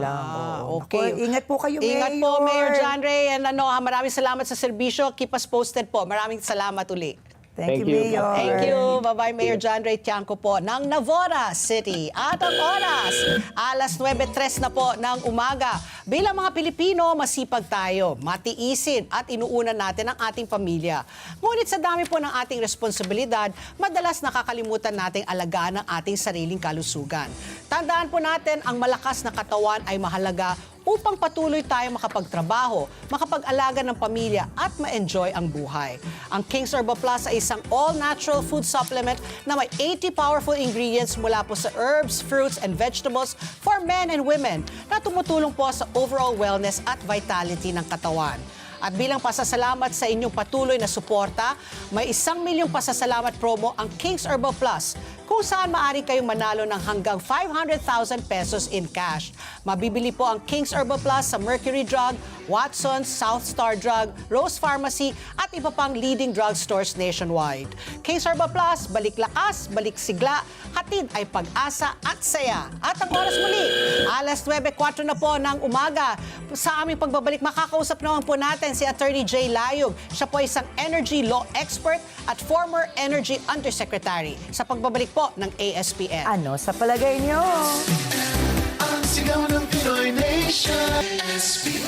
Oras! Alas 9:07 na po ng umaga. At ang oras na ito hatid sa atin ng EMAC UPVC Roof Corporation. Absolutely rust-free. EMAC! Oras muli!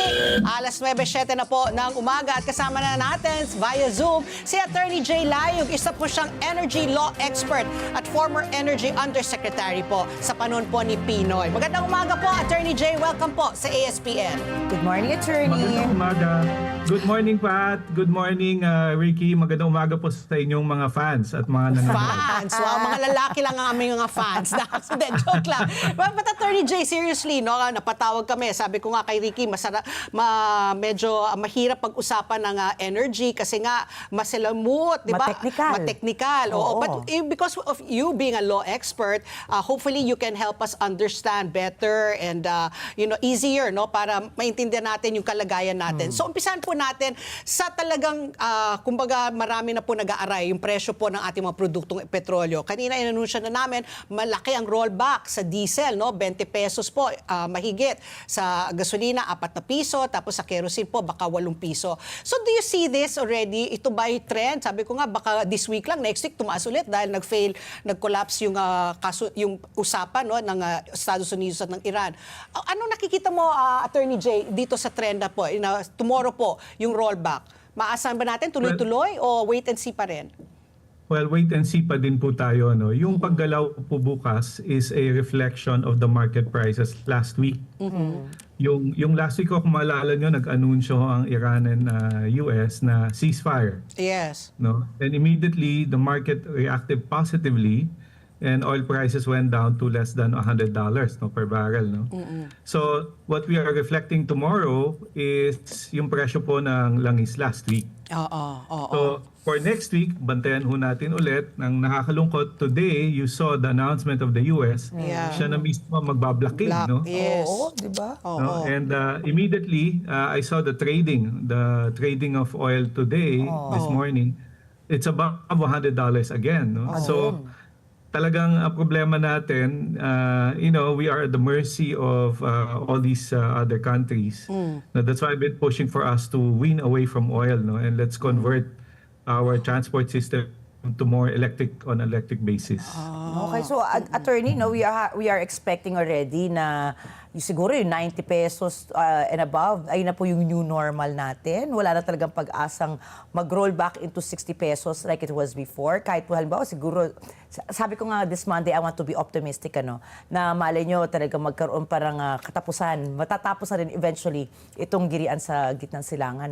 Pero for now po ba, asahan na nating mga Pilipino na ang new normal na po, 90 pesos pataas? Well, right now po, until may war, no? Until nandyan po yung away nila, I think unfortunately, until year-end, medyo mataas ang presyo ng langis. Nako, No? So we have to oo. brace Until ourselves year-end. for that. Because Now- sige, go ahead po.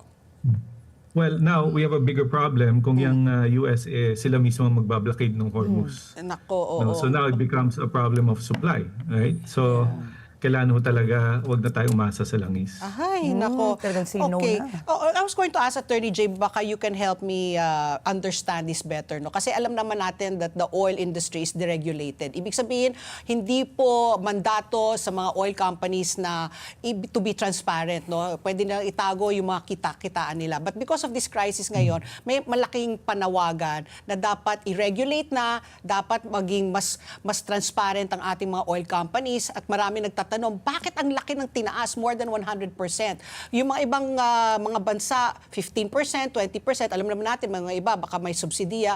Pero tayong bukod tanging napakalaki. Meron din sinabi si Senator Marcoleta na parang 3 billion pesos ang kinita nitong mga oil companies kada araw dahil po dito sa krisis.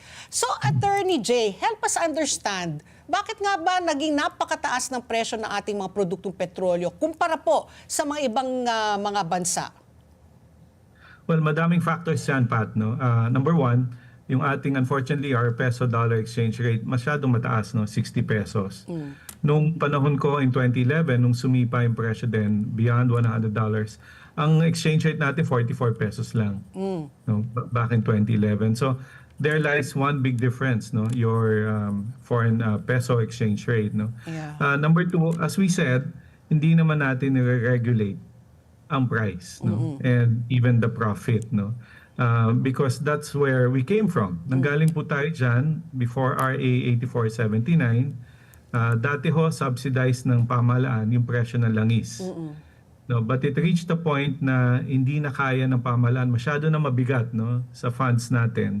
So nag-resort tayo sa deregulation. No? Naintindihan ko naman ho yung pasakit ng tao. No?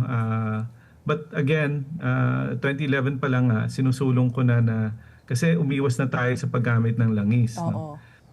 Para bumaba din ang demand. No? I checked the daily demand for oil. Nung panahon ko, 300,000 barrels of oil per day. Yeah. Ngayon po, 470. Yeah. Dumami pa, no? Eh dapat ho nagko-convert na tayo, madami sa atin mag-electric vehicle para mabawasan nga yung demand for oil para bumaba din yung presyo. Pero may follow-up there, Attorney J. Sa tingin mo ba makatwiran yung mga pinataw po na yung pagtaas po ng presyo? Kasi nga depende sa market forces tapos sa trading, di ba? Regardless if whether that inventory was brought in a month ago, but you will base it, the price is based on that week's trading. So the increment of increase sa presyo, was it kumbaga justifiable? Well, checking kung titingnan lang ho natin yung benchmarks, no? Lahat ho na movement so far na nangyari ay within the range. Okay. No? Doon sa formula na ginagamit ho ng Department of Energy, wala akong labis, in other words. No? So, kung gusto ho natin kasing palitan yan, no, kailangan ho talaga magpasa ng bagong batas. No? And of course, sabihan ang DOE, paano ba natin i-measure yung presyo sa international market. No? Yung ating sistema po naman right now, using the automatic price mechanism na ang ginagamit natin ay Mean of Flat Singapore MOPS. No? Universal naman ho ang paggamit ng benchmark na yan. No? So, hindi tayo nagkakaiba sa ibang bansa. Okay. Okay, ito na nga po, Attorney, speaking of the law, no? Alam naman po natin na malaking bahagi po ng pagtaas ng presyo po ng ating mga produktong petrolyo ay ang buwis. Is it time to revisit the fuel laws in times of a crisis like this? Well, I always say yes, no? Even during my time. No? But I recall whenever I say remove the VAT, magagalit sa akin ng DOF. No? Yeah. and DBM. No, I understand them. No, iba naman ho kasi yung mandato ng DOE sa DOF. No? I fully understand the need to raise revenues, but at the same time, at times like this, no, kung pwede hong bawasan muna yung tax on oil para naman maibsan yung pasakit sa bawat mamamayan. No? So that's the hope. No? And maybe kung mabawasan ho yung funds that we have, baka mabawasan natin yung expenditure, no, on some other items. No? Belt tightening, probably. Siguro sa akin, attorney, no, since matagal nyo na pong advocacy nga natanggalin po yung VAT, gaano po katarungan yung kanilang pag-implement pa rin ng VAT despite nga po clamor already from different sectors ito not if kung hindi man tanggalin ay talagang bawasan po ito. Ano po yung ano nila, pinagkukunan po nila ng wisdom nga bukod sa, siyempre kailangan natin yung VAT dahil dun nga kumukuha tayo ng mga budget para sa ating social services. Pero sa ngayon po ba makatarungan, masasabi ba natin makatarungan pa rin yung pag-i-insist nila na kailangan natin ng VAT? Well, you know, Ricky, the explanation ng pamahalaan, sabi nila, kasi yung nako-collect naman ay mas malawak ang nabibigyan ng benepisyo. No? So the more they collect, the more they're able to provide services to those who really need it. No? Yun yung justification ng government. So I cannot say it's unjust. No? But at the same time, maganda nga ako yung ginawa ng pamahalaan ngayon. Nakita ko, no? Yung this week, they will roll out a program na lahat ng jeepneys may 10 peso discount. No? Yeah. So, pipila lang mo sila sa gasolinahan provided they are legitimate, valid, franchise. Then, meron silang 10 peso discount. Yun ho, pondo ho yun ng pamahalaan. No? So, exactly what the government is saying, no, wag nating tanggalin, basta sila nang bahala mag-allocate kung kanino ang bibigay na benefits for that. Attorney Jay, isa pa tong stupid question but it deserves a very intelligent answer. Yung paggamit po ng diesel, ang laki po talaga ng itinaas. Ngayon na nga, I have a diesel, no? I have an SUV na diesel and I bought it because sabi ko at the time, supposedly, mas mura dapat ang diesel. Pero dumidikit na bago pa itong krisis dumidikit na. Hindi katulad dati, more than 10 pesos ang layo ng gasolina sa diesel. Why is that? And do you think people should, I know that you are really espousing, renewable energy, but it's not going to happen soon because the infrastructure, we're not yet ready, for the chargers and all that. Do you think that that's going to be the new norm also, na diesel mas mataas sa gasolina? Kung kailangan namin bumili ng conventional na sasakyan, dapat ba gasolina na lang, hindi na diesel? Paano yung mga public utility vehicles natin? Oh, that's correct, Pat. No, ngayon nagkabaliktad. Mas mahal na ngayon ang gasolina. No? Ang diesel, mas mahal na ngayon ang diesel. Mahal ang diesel. No? And that's a function of demand. No, China has a lot of demand for diesel. Tayo, ang dami natin demand for diesel. So, in the market, talagang tumaas siya. No, makita niyan sa Mino Plat, Singapore. Talaga yung demand for diesel is so high. Siyempre, prices go up, no? That's why I've been saying, medyo mag-win away na tayo, no? Yung electric vehicle po, hindi problema as far as I'm concerned, ang charging station, we are catching up already. No, dumadami na ho. And right now, there's several types of electric vehicles that can also run on gasoline in case you're not able to charge. No? Hybrid, hybrid or the plug-in, as we call it. Okay. No? Hindi na ho problema, no? And ako ho, nagmamaneho ng plug-in electric vehicle. No? It's cheaper than your usual Toyota, Honda, Hyundai cars. No? And wala akong gasolina. Hindi ako nagpapagas. So four times ako nagpagas last year. No? So I drive purely on electric. So talagang dapat we should wean away na. So sabi mo nga, function of demand. So talagang tumaas. So yung presyo ng diesel, hindi na bababayan. Mas magiging mataas na kesa sa gasolina. Nakikita mo? Yun ang ba magiging new norm? Based purely on demand, Pat, I think diesel will be higher now than gasoline. Aray, okay. Sorry, Patty. Kaya kami last year pa natin pinag-usapan, no, attorney, no, yung kagandahan nga ng e-vehicles, ano. Pero ayun na nga, sabi mo nga ngayon, we are prepared to have like electronic vehicles, ano. Kaya kasi ang sinasabi naman po ng ibang sektor, parang hindi naman talaga tayo handa pa, wala pa tayong infrastructure. But if you say really that we are catching up at kaya po ito na bilang long-term solution? Kayang-kaya, definitely, no. Lahat ng malls meron ng charging stations. No? A lot of public buildings already have charging stations. You can also put up one in your home, no. I have one in Uy, the house. mahal yun no, ah. because mura lang. It's not expensive, no. Yung magpakabit po ng charging station sa bahay ho, siguro between 20 to 25,000 pesos, no. So, yung mga kasama po natin na kaya ho, hindi ho problema, no. Sa bahay ho kayong magkabit. Pero ngayon, like ako, I live ngayon na condo, nakausap namin si Willie Titen. Sabi niya, yun na nga, may pros and cons. No? Pag ikaw ay nakatira sa condo, medyo mahirap kasi nga yung charging stations, kumbaga kailangan i-rewire lahat yan. Unlike kung ikaw ay nakatira sa bahay mo, kayang-kaya mo, ano yan. Tapos ngayon, marami nagsasamantala, mga charging stations, tinaasan na rin yung pag-charge. Diba? Kung ikaw ay walang charging station sa iyong bahay. But yun na nga, moving forward, hopefully, no, we can really transition to what do you call this, mga electric vehicles. But in the meantime, I also want to pick your brains, Attorney Jay. Pagdating po sa presyo ng kuryente, lagi pa napag-uusapan pa lang ito ngayon, di ba? Yung presyo ng produktong petrolyo. Pero alam naman natin rin, tayo po ay umaangkat ng coal. May mga diesel-fired power plants pa rin po dyan. Nagsasabi na po ang Meralco na magtataas. At hindi dahil sa krisis, itong buwan na ito, dahil nga sa, I think it's the transmission cost. So, when it comes to our power sector naman po, energy security, where are we now? Well, right now, Pat, if you look at the total installed capacity, yung renewables po around 30% na po siya. No, of the total capacity that we have installed, meaning lahat ng power plants, 30% na ho renewables. No? Okay. And when we talk about price, alam niyo ho, ang solar and wind ay di hamak na mas mura kaysa ho doon sa mga conventional fuel natin. No? Yeah. Kaya nga ho, and remember, ang solar and wind, hindi ho yan dependent sa oil. No? Kaya mas maganda nga ho na magdagdag tayo, which the DOE anyway has been doing. No? We're just catching up.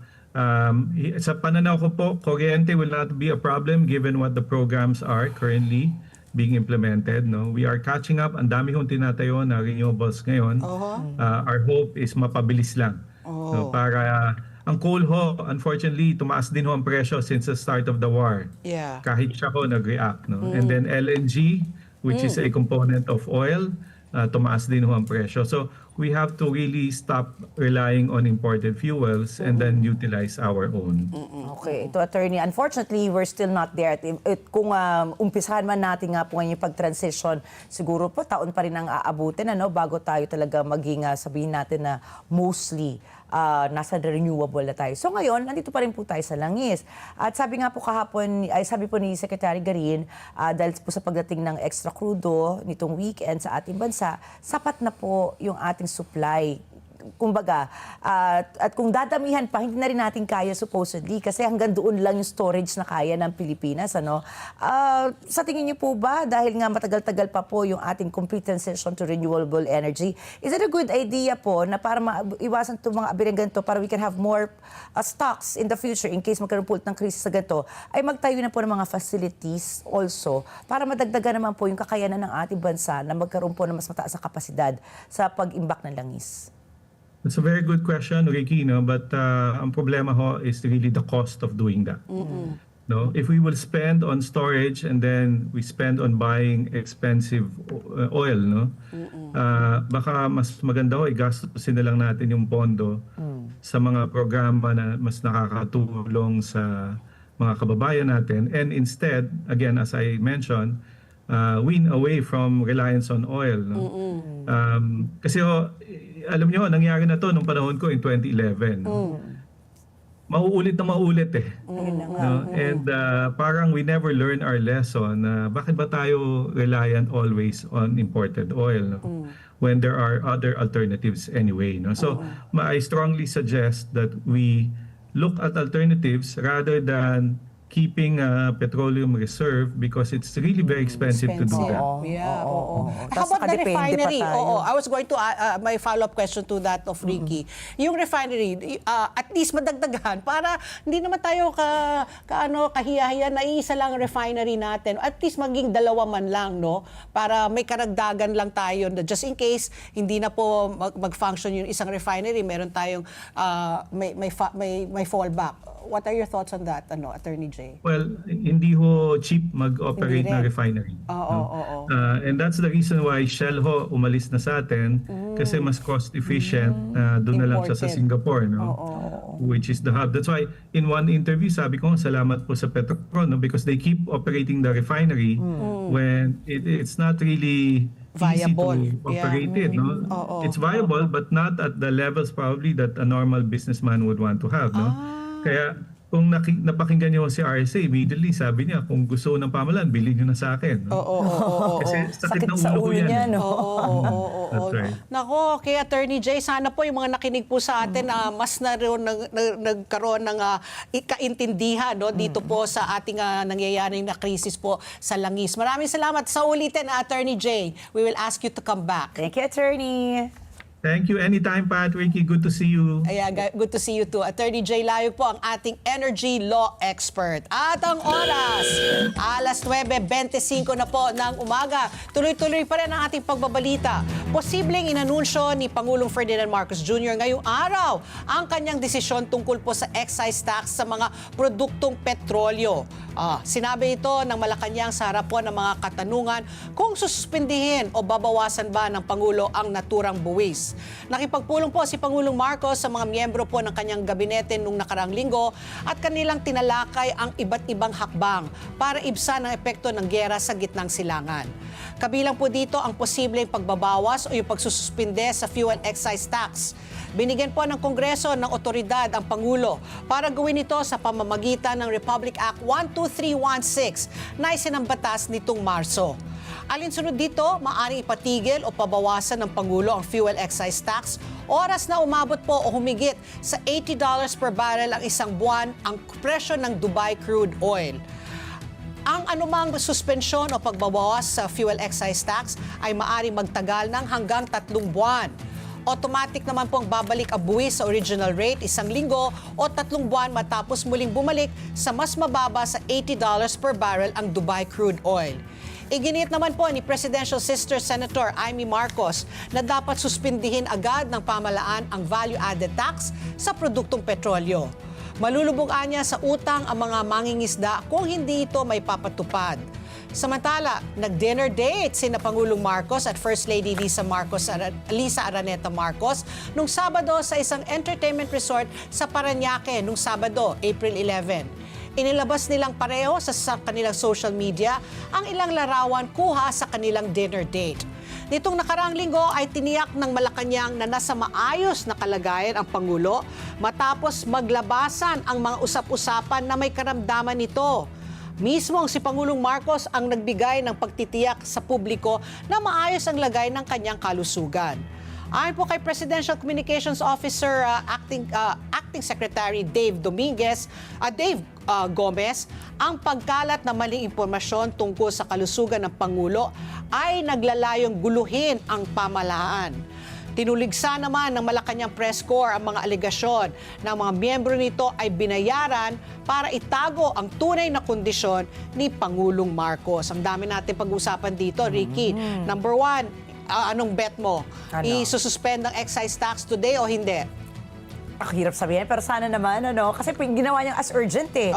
Pero Tapos alam ako naman, feeling ko hindi. Kasi nabawasan na yung presyo ng produkto, lalo na yung diesel, 20 pesos. Pero, tapos sabi nga ni Attorney Jay, may 10 pesos pa na Na diskwento subsidy. sa mga jeepney drivers. Pero may may hangganan na they can only buy up to 150 liters of diesel a week para hindi naman i-take advantage ng mga iba na magpapakarga tapos ibebenta sa iba. pero sabi din ni Attorney Jay, kasi volatile pa rin rin yung sitwasyon ngayon, yung Kaya kasuhan nga. eh. So baka naman dapat meron ng foresight yung Malacanang Oo. kung ano ba talaga yung the best way. Is it to remove the Ako, excise tax? ang feeling ko, baka for now, baka today, baka sabihin niya hindi muna. Status quo muna. Status quo, tapos babantayin kung patuloy na pababa, bumaba sa $80, edi hindi na kailangan mag-suspend. O, Ang di hirap ba? din kasi balansehin, di ba? Ang daming apektado rin sa ating mga Correct. social services. Yung sa Oo. buwis natin, ang dami Oo, rin that's mawawala. why, Di oo. ba? Yung ekonomiya natin. So talagang ang hirap maging Pangulo. Yes, tapos yung dinner date nila, di ba? O, O, teka lang, bago nila i-bash naman, siguro naman may karapatan naman yung mag-asawa siguro. Hindi, lumabas-labas marami minsan. kasi I think nagsabi nga, kaya nagpalabas yan. Kasi nga maraming haka-haka na nasa isang Nasa ospital ospital. siya, May oo. colon cancer daw ang Pangulo. In fact, I went to a social gathering last Friday. That was the first thing they asked me rin eh. But is the president really die? Sabi ko, saan nyo naman nakuha yan? Nasa ospital daw, ganyan. Sabi ko, alam mo, marami na nagpunta doon at sinabi nga, wala silang makitang mga security, di ba? So the president definitely is not there. Pero marami rin yung nagsasabi na parang nagalit ngayong Malacanang press corps na binayaran daw sila kasi parang AI lang daw yan, Photoshop daw. Sabi ko, nakita siya talaga doon sa Bataan Day, nung Tuesday yun, di ba? Bakit daw pareho daw? Katabi rin daw si General Bronner. Kasi may protocol kapag ganyan, di ba? Kaya nga, Hindi nila alam. pero sabi siguro. nga, sige, ipagtabi nyo yung mga litrato. Last year, nakasalamin daw, naka-sunglasses si Presidente. This year, wala. Pero Bakit? katabi pa rin si Bronner. Hindi, kasi sa mga kababayan po natin, may protocol po dyan, halimbawa, kahit sa pagretrato, Oo. lalo na may protocol, halimbawa, kung ano yung sino pwesto. sa kaliwa, sino nasa Oo, kanan. kahit nga sa organisasyon lang di ba, kaya meron ng nga protocol, di ba? Pero bakit ba tayo umaasa na may sakit ang ating Sana Presidente? naman hindi, di ba? Huwag At the end of naman. the day, Pangulo pa rin natin yan, Oo. di ba? Mas mahirap siguro ngayon kung magkakaroon ng more destabilization sa ating pamahalaan. Correct. Okay, Ricky Girl. Samantala, tinawag ng po ng kampo ni Vice Presidente Sara Duterte na weakest link sa kanyang impeachment case ang nagpakilalang bagman niya umano na si Ramil Madriaga. Hindi anila sila nangangamba sa pagtetestimonya nito bukas sa House Committee on Justice. Hinamon naman ni Bicol Sara Party List Representative Terry Didon si VP Sara na harapin ang impeachment proceedings sa Kamara at sagutin ang mga aligasyon laban sa kanya sa halip na patuloy na umaasa sa mga procedural objections at mga petisyon sa Korte Suprema. Sinabi naman ni House Deputy Speaker Paul Ortega, the fifth, na hindi natitinag ang komite sa mga petisyong inihain sa Korte Suprema para maantala ang impeachment proceedings. Isinantabi naman ng legal counsel ni VP Sara na si Attorney Paulo Panelo ang mga aligasyon laban kay VP Sara. Ipinunto niya na nasa komite na ang reklamo at mga sumusuportang ebidensya. Iginit niya na weakest link si Madriaga kaya hindi anya nila pipigilan ng komite na sirain ang kaso nito sa pamamagitan ng pag-iimbita kay Madriaga para magbigay ng testimonya. Noong Disyembre po, sinabi ni Madriaga na naghatid siya ng pera kay VP Sara. Nitong Marso ay naghain si VP Sara ng reklamong perjury laban na kay Madriaga. Itinanggi ni VP Sara ang mga aligasyon ni Madriaga at binigyan diin na wala siyang personal na koneksyon dito.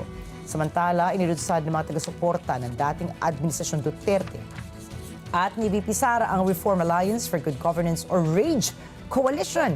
Pinamumunuan ito ni Mayor Sebastian Duterte. Binubuo ang RAGE Coalition ng iba't ibang grupo na nagkakaisa umano sa isang laban para sa katotohanan, maayos sa pamamahala at sa pananagutan ng mga inaakusahan ng katiwalian. Nauna rito ay itinalaga si Mayor Duterte bilang bagong Pangulo ng Partido ng Demokratikong Pilipino Laban o PDP Laban. Pinalitan ni Mayor Duterte ang kanyang ama na si dating Pangulong Rodrigo Duterte sa naturang posisyon. Patmi. Ako, ikaw, anong bet mo? Matutuloy impeachment o hindi? Parang Ikaw? Parang, ako rin, feeling ko, Oo, parang diba? at least sa sa Kongreso, talagang talagang aanuhin nila, ayusin na yan. I mean, Talagang i-move forward isusulong na nila yan. Oo, di ba?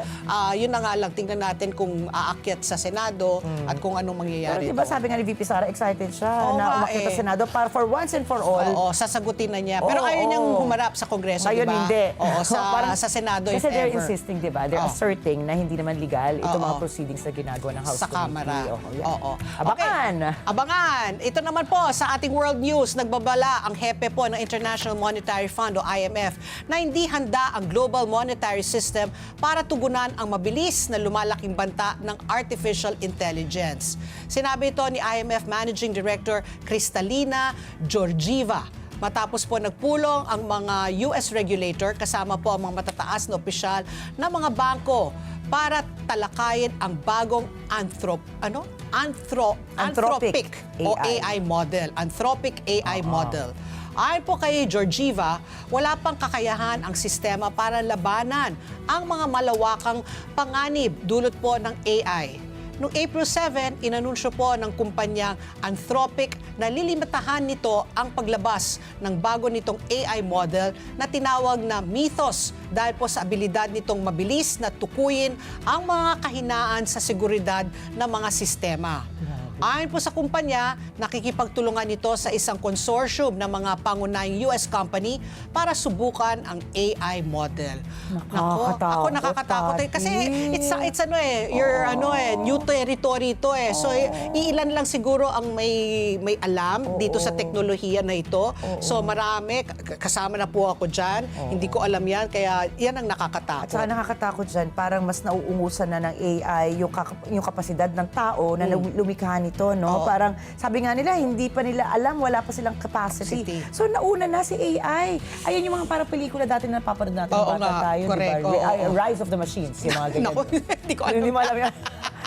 Okay, oras. Alas 9:35 na po ng umaga. Sa aming pagbabalik, makakausap naman po natin si Ginoong James Montenegro. Siya po ang presidente po ng Tourism Congress of the Philippines. Tanungin natin ang kalagayan ng ating turismo. Ngayon po, sa gitna po tayo ng isang krisis sa mga produktong petrolyo dahil nga udlot nga yan ng gitnang silangan. Sa pagbabalik po ng ASPN. Ano sa palagay niyo? Sabi, Ang sigaw ng Pinoy Nation. Oras! Alas 9:37 na po ng umaga at ang oras na ito hatid sa atin ng Salem Bed, bringing comfort to Filipino homes for over 50 durable years. Salem Bed, ang hari ng tibay. At ang oras muli, alas 9:38 na po ng umaga at kasama na po natin sa linya si Ginoong James Montenegro. Siya po ang presidente po ng Tourism Congress of the Philippines. Good morning, James, and welcome back to ASPN. good morning, sir.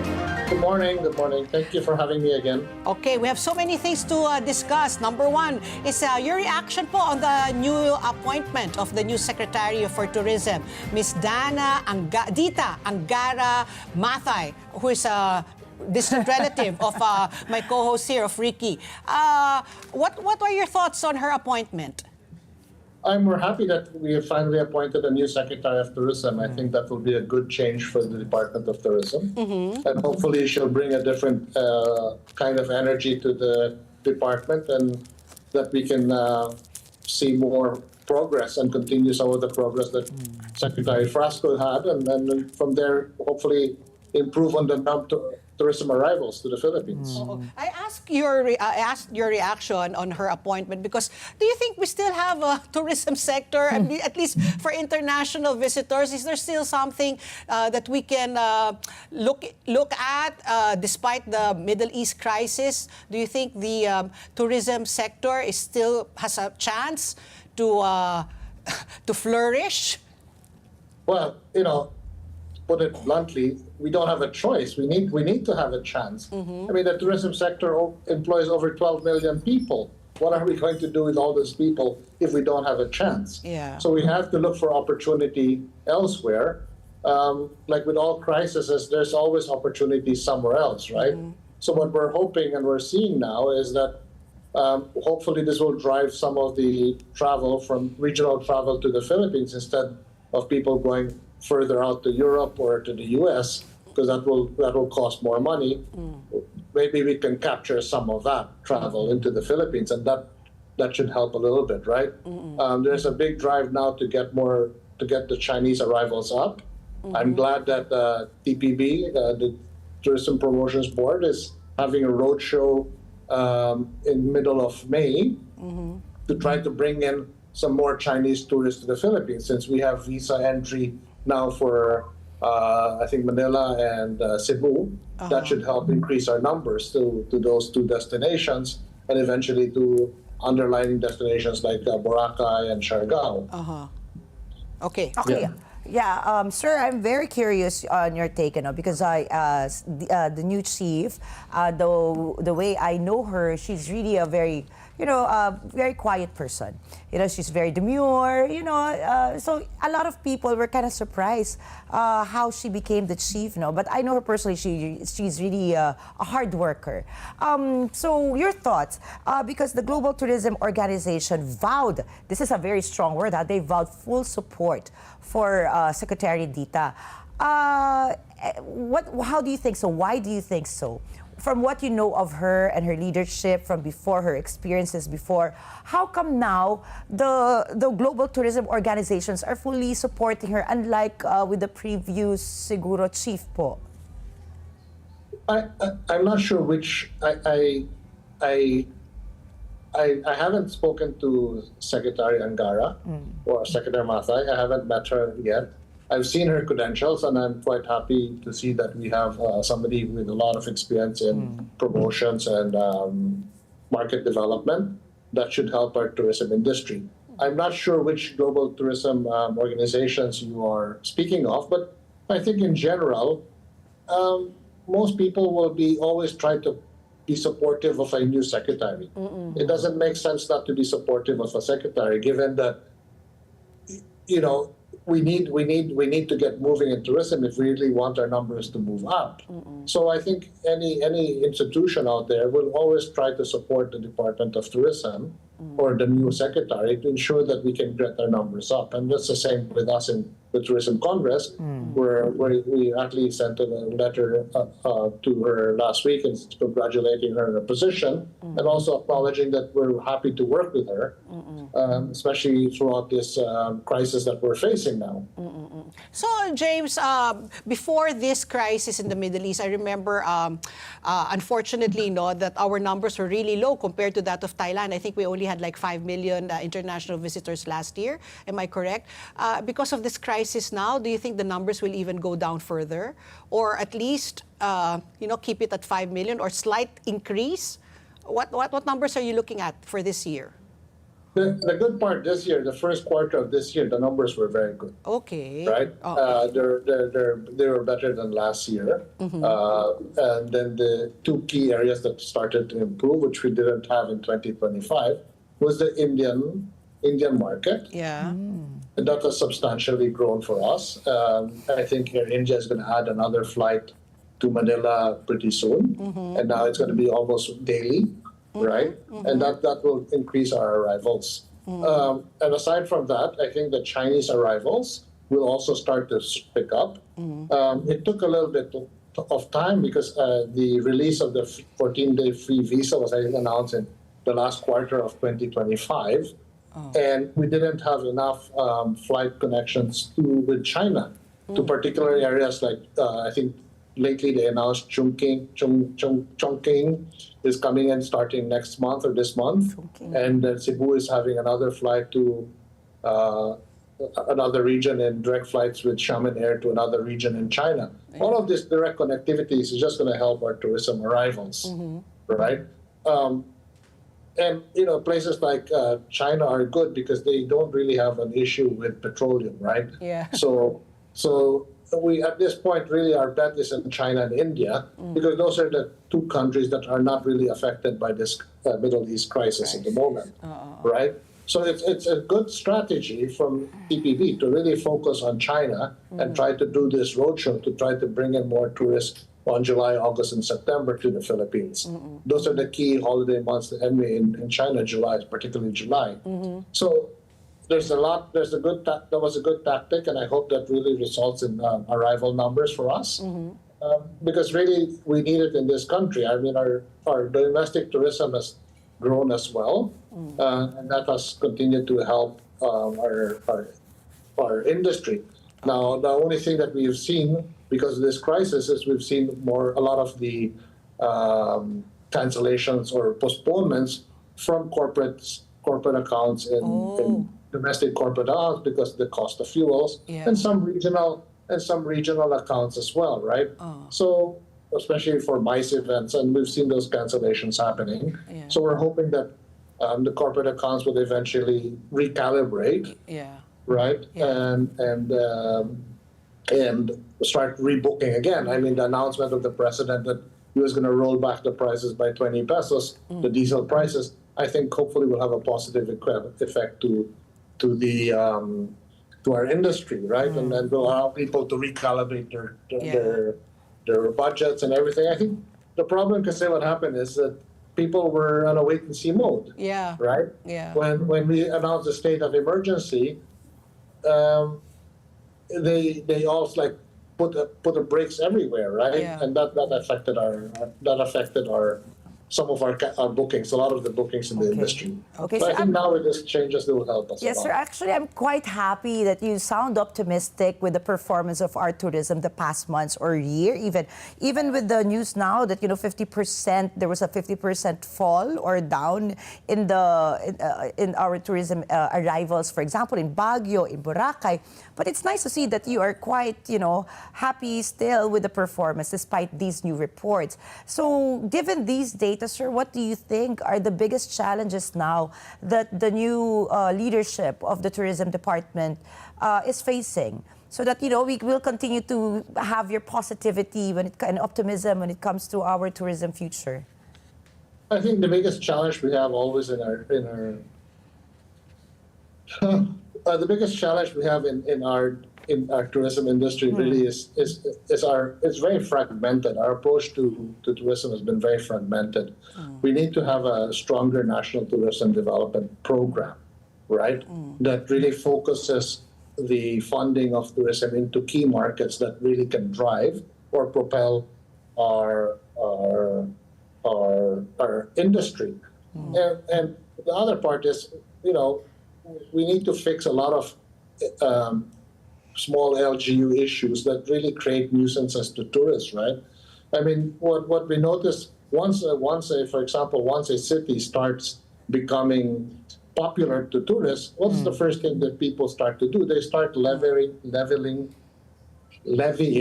all this unnecessary costs, right? Like last week, for example, I got a report that in Siquijor, for example, the tourists have been going to Siquijor, and all of a sudden, when you leave Siquijor now, you have to pay 50 peso environmental fee. Nako. What's the point? What is the point of all of these environmental fees, right? Yeah. And the worst part is nothing really goes back into the city itself, right? And the same thing goes with Boracay. With Boracay, the industry has been complaining for many years now about all of these fees being levied in Boracay. During the time of Secretary Frasco, she sat down with the DILG and the mayor and the governor to resolve some of those issues. And unfortunately, nothing happened with that, right? And they still have the tourists keep on complaining. I mean, tourists don't mind to pay fees as long as they understand the fee. So where does it actually go, sir? That's very interesting that you would mention that the city doesn't even get anything from these fees. Where does it really go? Basically, my understanding is it's used to support their the city's the budgets of the city, meaning that the budgets being provided by the national government to the city or the proportion of the tax that they receive isn't sufficient to cover their cost. Right? Just to be clear, sir, you said it doesn't go back to the city. Does it go where does it go then? Just to be clear. For the feeling of the people, they don't see it going back to the tourism industry, right? Because you see there's lack of garbage bins, there's lack of the There's tourist no facilities. improvement. There's no improvement for the tourist perspective. It probably goes back to the city to fund other projects in the city or to equalize their budgets, right? Maybe there's a shortfall in the budgets in the city, and they're using this environmental fees to support some of those, to support that shortfall. But not necessarily for the environment. Exactly. Like a good example is people have been complaining for many years in Boracay, in the beach, there's not enough garbage bins or there's not enough people cleaning up the garbage bins. So all of this have an impact on tourists. So, right? My last question, Sir James, is right now, you said that everybody was taking a wait-and-see attitude. But now that it seems, at least for this week, there's a rollback in products, oil products. Do you think this is a good time now also to book? Are, let's say, hotels or resorts now offering discounts because of the crisis? Is this, to those who have a little budget, put away, is this now a good time to travel at least within the Philippines? Can we expect bigger discounts now? Yes, I think so. I mean, I believe the Hotel Sales and Marketing Association of the Philippines is starting a campaign. I think they have a big sale coming up in April 20. Oh. Right? And that offers a lot of discounts for travelers, right? Yeah. For hotel and in various destinations across the Philippines. And I think people should look out for that because it's a time now to book. Because you can book today for any time of the year, right? Yeah. So it is a good time to book because a lot of hotels have, I think, discounted up to 20% lower, right? Given that the bookings have slowed down a little bit because of the cancellation from some of the corporate businesses. So definitely it is the time to book for domestic holidays, right? And the surcharge from the airlines hasn't been that drastic as well, right? I think it's about 300 pesos or 400 pesos, something like that. I can't remember the exact amount, right? It went up by 150. I read one that went up by 157 pesos. But I mean, in some other countries, it's been quite drastic, right? I mean, we had a group cancel from us from another country, and they said the travel cost to the Philippines because of the airline, not the Filipino airline, went up by 100%, which Wow. is kind of hard to believe, but Yeah. that was the reason that was given to us. So there are opportunities really for the domestic market, and if people are traveling within the Philippines, I think it's still possible, and I think it's a good time to do that now because the airports will be less congested. Yeah. You can get better deals with hotels and restaurants, and people, I think, will be more appreciative of the Filipino tourists as well. So Okay. siguro, I just have one question, jumping off on Pat P's question, sir, that there's a lot of opportunities now for travelers. What about, for example, if I am, an entrepreneur or an investor, is it also a good time for me to invest now in tourism? Maybe not so. Yeah. Right. Maybe you should wait and see until the end of the year, right? Given that the market is still very volatile at the moment, and prices haven't really gone down in terms of if you're planning to build a restaurant or a hotel. The basic commodities to build a restaurant or a hotel is still quite high, right? So you might see some slowdown in investments or construction of hotels or this type of businesses because the increased cost of commodities basically is to build the structure. Okay. Thank you very much, James. And we hope that the tourism sector will come back with a vengeance, will thrive, will flourish under the helm of the new tourism secretary, Secretary Mathay, Angara Mathay. Thank you very much, James, for your time. Thank you. Thank you very Thank you, much. sir. Thank you. Bye-bye. Si Ginoong James Montenegro, ang presidente po ng Tourism Congress of the Philippines. At ang oras, alas 9:54 na po ng umaga. Tuloy-tuloy pa rin ang ating pagbabalita. Sinuspinde ng Manila Police District ang mahigit mahigpit na pagpapatupad ng isang lokal na ordinansa na nagpapataw ng parusa sa mga individual na hindi nagsusuot ng damit, pang-itaas sa pampublikong lugar kasunod ng mga puna mula sa publiko na anti-pur umano ito. Kinumpirma ng Manila Public Information Office ang suspensyon. Sa isang direktiba na naging epektibo noong April 11, inatasan ng NPD ang lahat ng operating units at mga tauhan na kabilang sa Oplan Galugad at iba pang operasyon laban sa kriminalidad na umiwas muna sa pagpapatupad ng mga parusa kaugnay ng ordinansa. Sa halip na magpataw ng multa o parusa, inatasan ng mga otoridad na magbigay muna ng babala at magsagawa ng information drive para itaguyod ang wastong asal at pagsunod sa pamantayan ng komunidad. Layunin ng hakbang na ito na isulong ang makatao at mahabaging pagpupulis habang pananatili ang kaayusan sa publiko. Gayunpaman, nilinaw ng MPD na patuloy nilang hihigpitan ang pagpapatupad ng ordinansa laban sa mga lalabag sa curfew, pag-inom ng alak sa kalsada at iba pang paglabag. Mula po April 6 hanggang 11, nakapagtala ang Philippine National Police ng kabuuang 61,549 cases sa ilalim ng Safer Cities Initiative. Nanguna sa listahan ang pag-inom at paninigarilyo sa pampublikong lugar na mayroong 18,904 na paglabag. Sinundan ito ng paglabas ng walang suot na pang-itaas na may 5,894 na kaso, 5,232 naman na paglabag sa curfew ng mga menor de edad at 1,276 na insidente ng pagkakaraoke, lampas ng itinakdang oras. Ibig sabihin, alas 10 beyond alas 10 yan. Ayun na nga, Nina's Kugo. Di ba? Good for 1 week lang.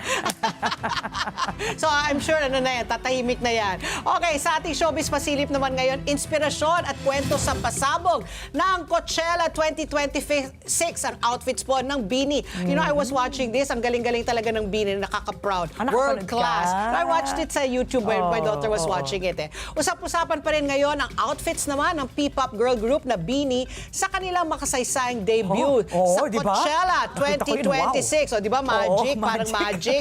Bukod pa sa ipinamalas nilang galing Uy, sa yun ulit. pag-perform, Okay. pinuri rin ang kanilang kasuotan. Sa isang iglap na halos hindi mapansin, mabilis na nagpalit ang grupo mula sa kanilang matapang na Gold Warrior look Magic patungo sa makinis at elegante na teal blue siren ang tawag nilang outfit na agad umani ng hiyawan mula po sa crowd at matinding usap-usapan online.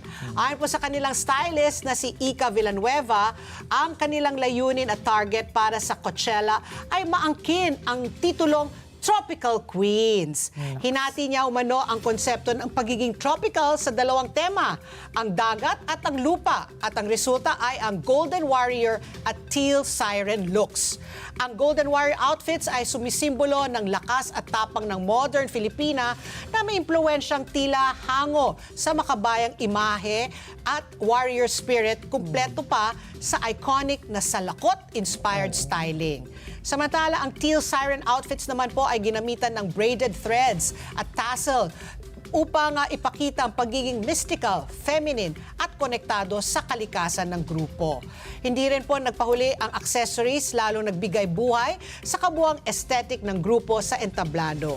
Sa kabuuan, ang fashion statement po ng BINI sa Coachella ay hindi lang basta paandar ito, ay kombinasyon rin po ng Filipino identity, empowerment at global artistry na talaga naman nagpakitang kaya ng OPM na makipagsabayan sa world stage. So congratulations po sa BINI at sa kanilang stylist na si Ika Villanueva. Nakakagaling, ang Ayaw mo ba yun? kaka-proud, di ba?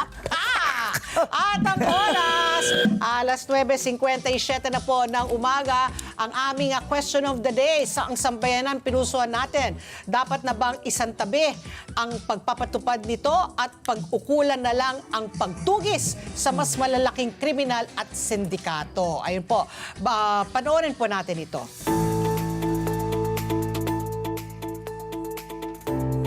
Maaga pa lang dito, makikita mo may mga nakaano na. Mahirap na lang kasi magturo eh. Andahan, walang pakialam sa mga nagtatrabaho, natutulog, papahinga. Tama lang yun. Maaga pa dito, nagpakahubad na ang mga bata.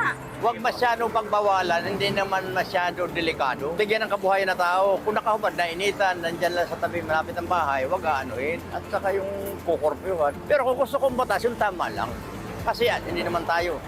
Demokrasya tayo, di ba? Kailangan may karapatan ng tao. Para igagalang naman ang tao. Murang bigas, murang bilihin. Yan ang asikasuhin nila. Hindi yung nakahubad ka, tatrabaho ka sa tapat ng bahay mo, pakikailaman nila.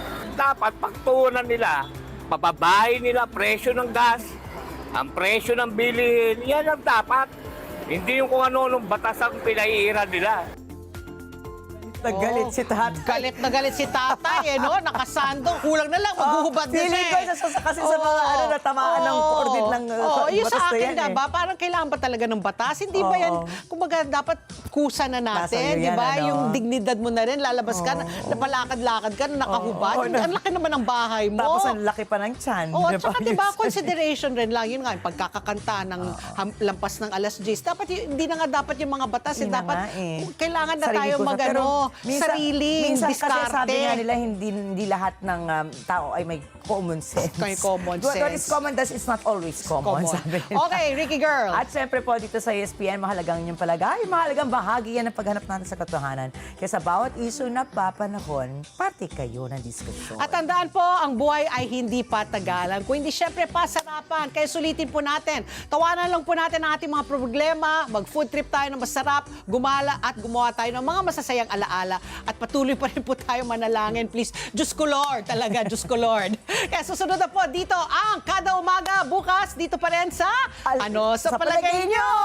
See you tomorrow. Ay, Na S11 po na gabi mata ng Agra International dito lang sa Network. Happy Monday! Happy Pachi! Monday! See you tomorrow, everybody. Ingat!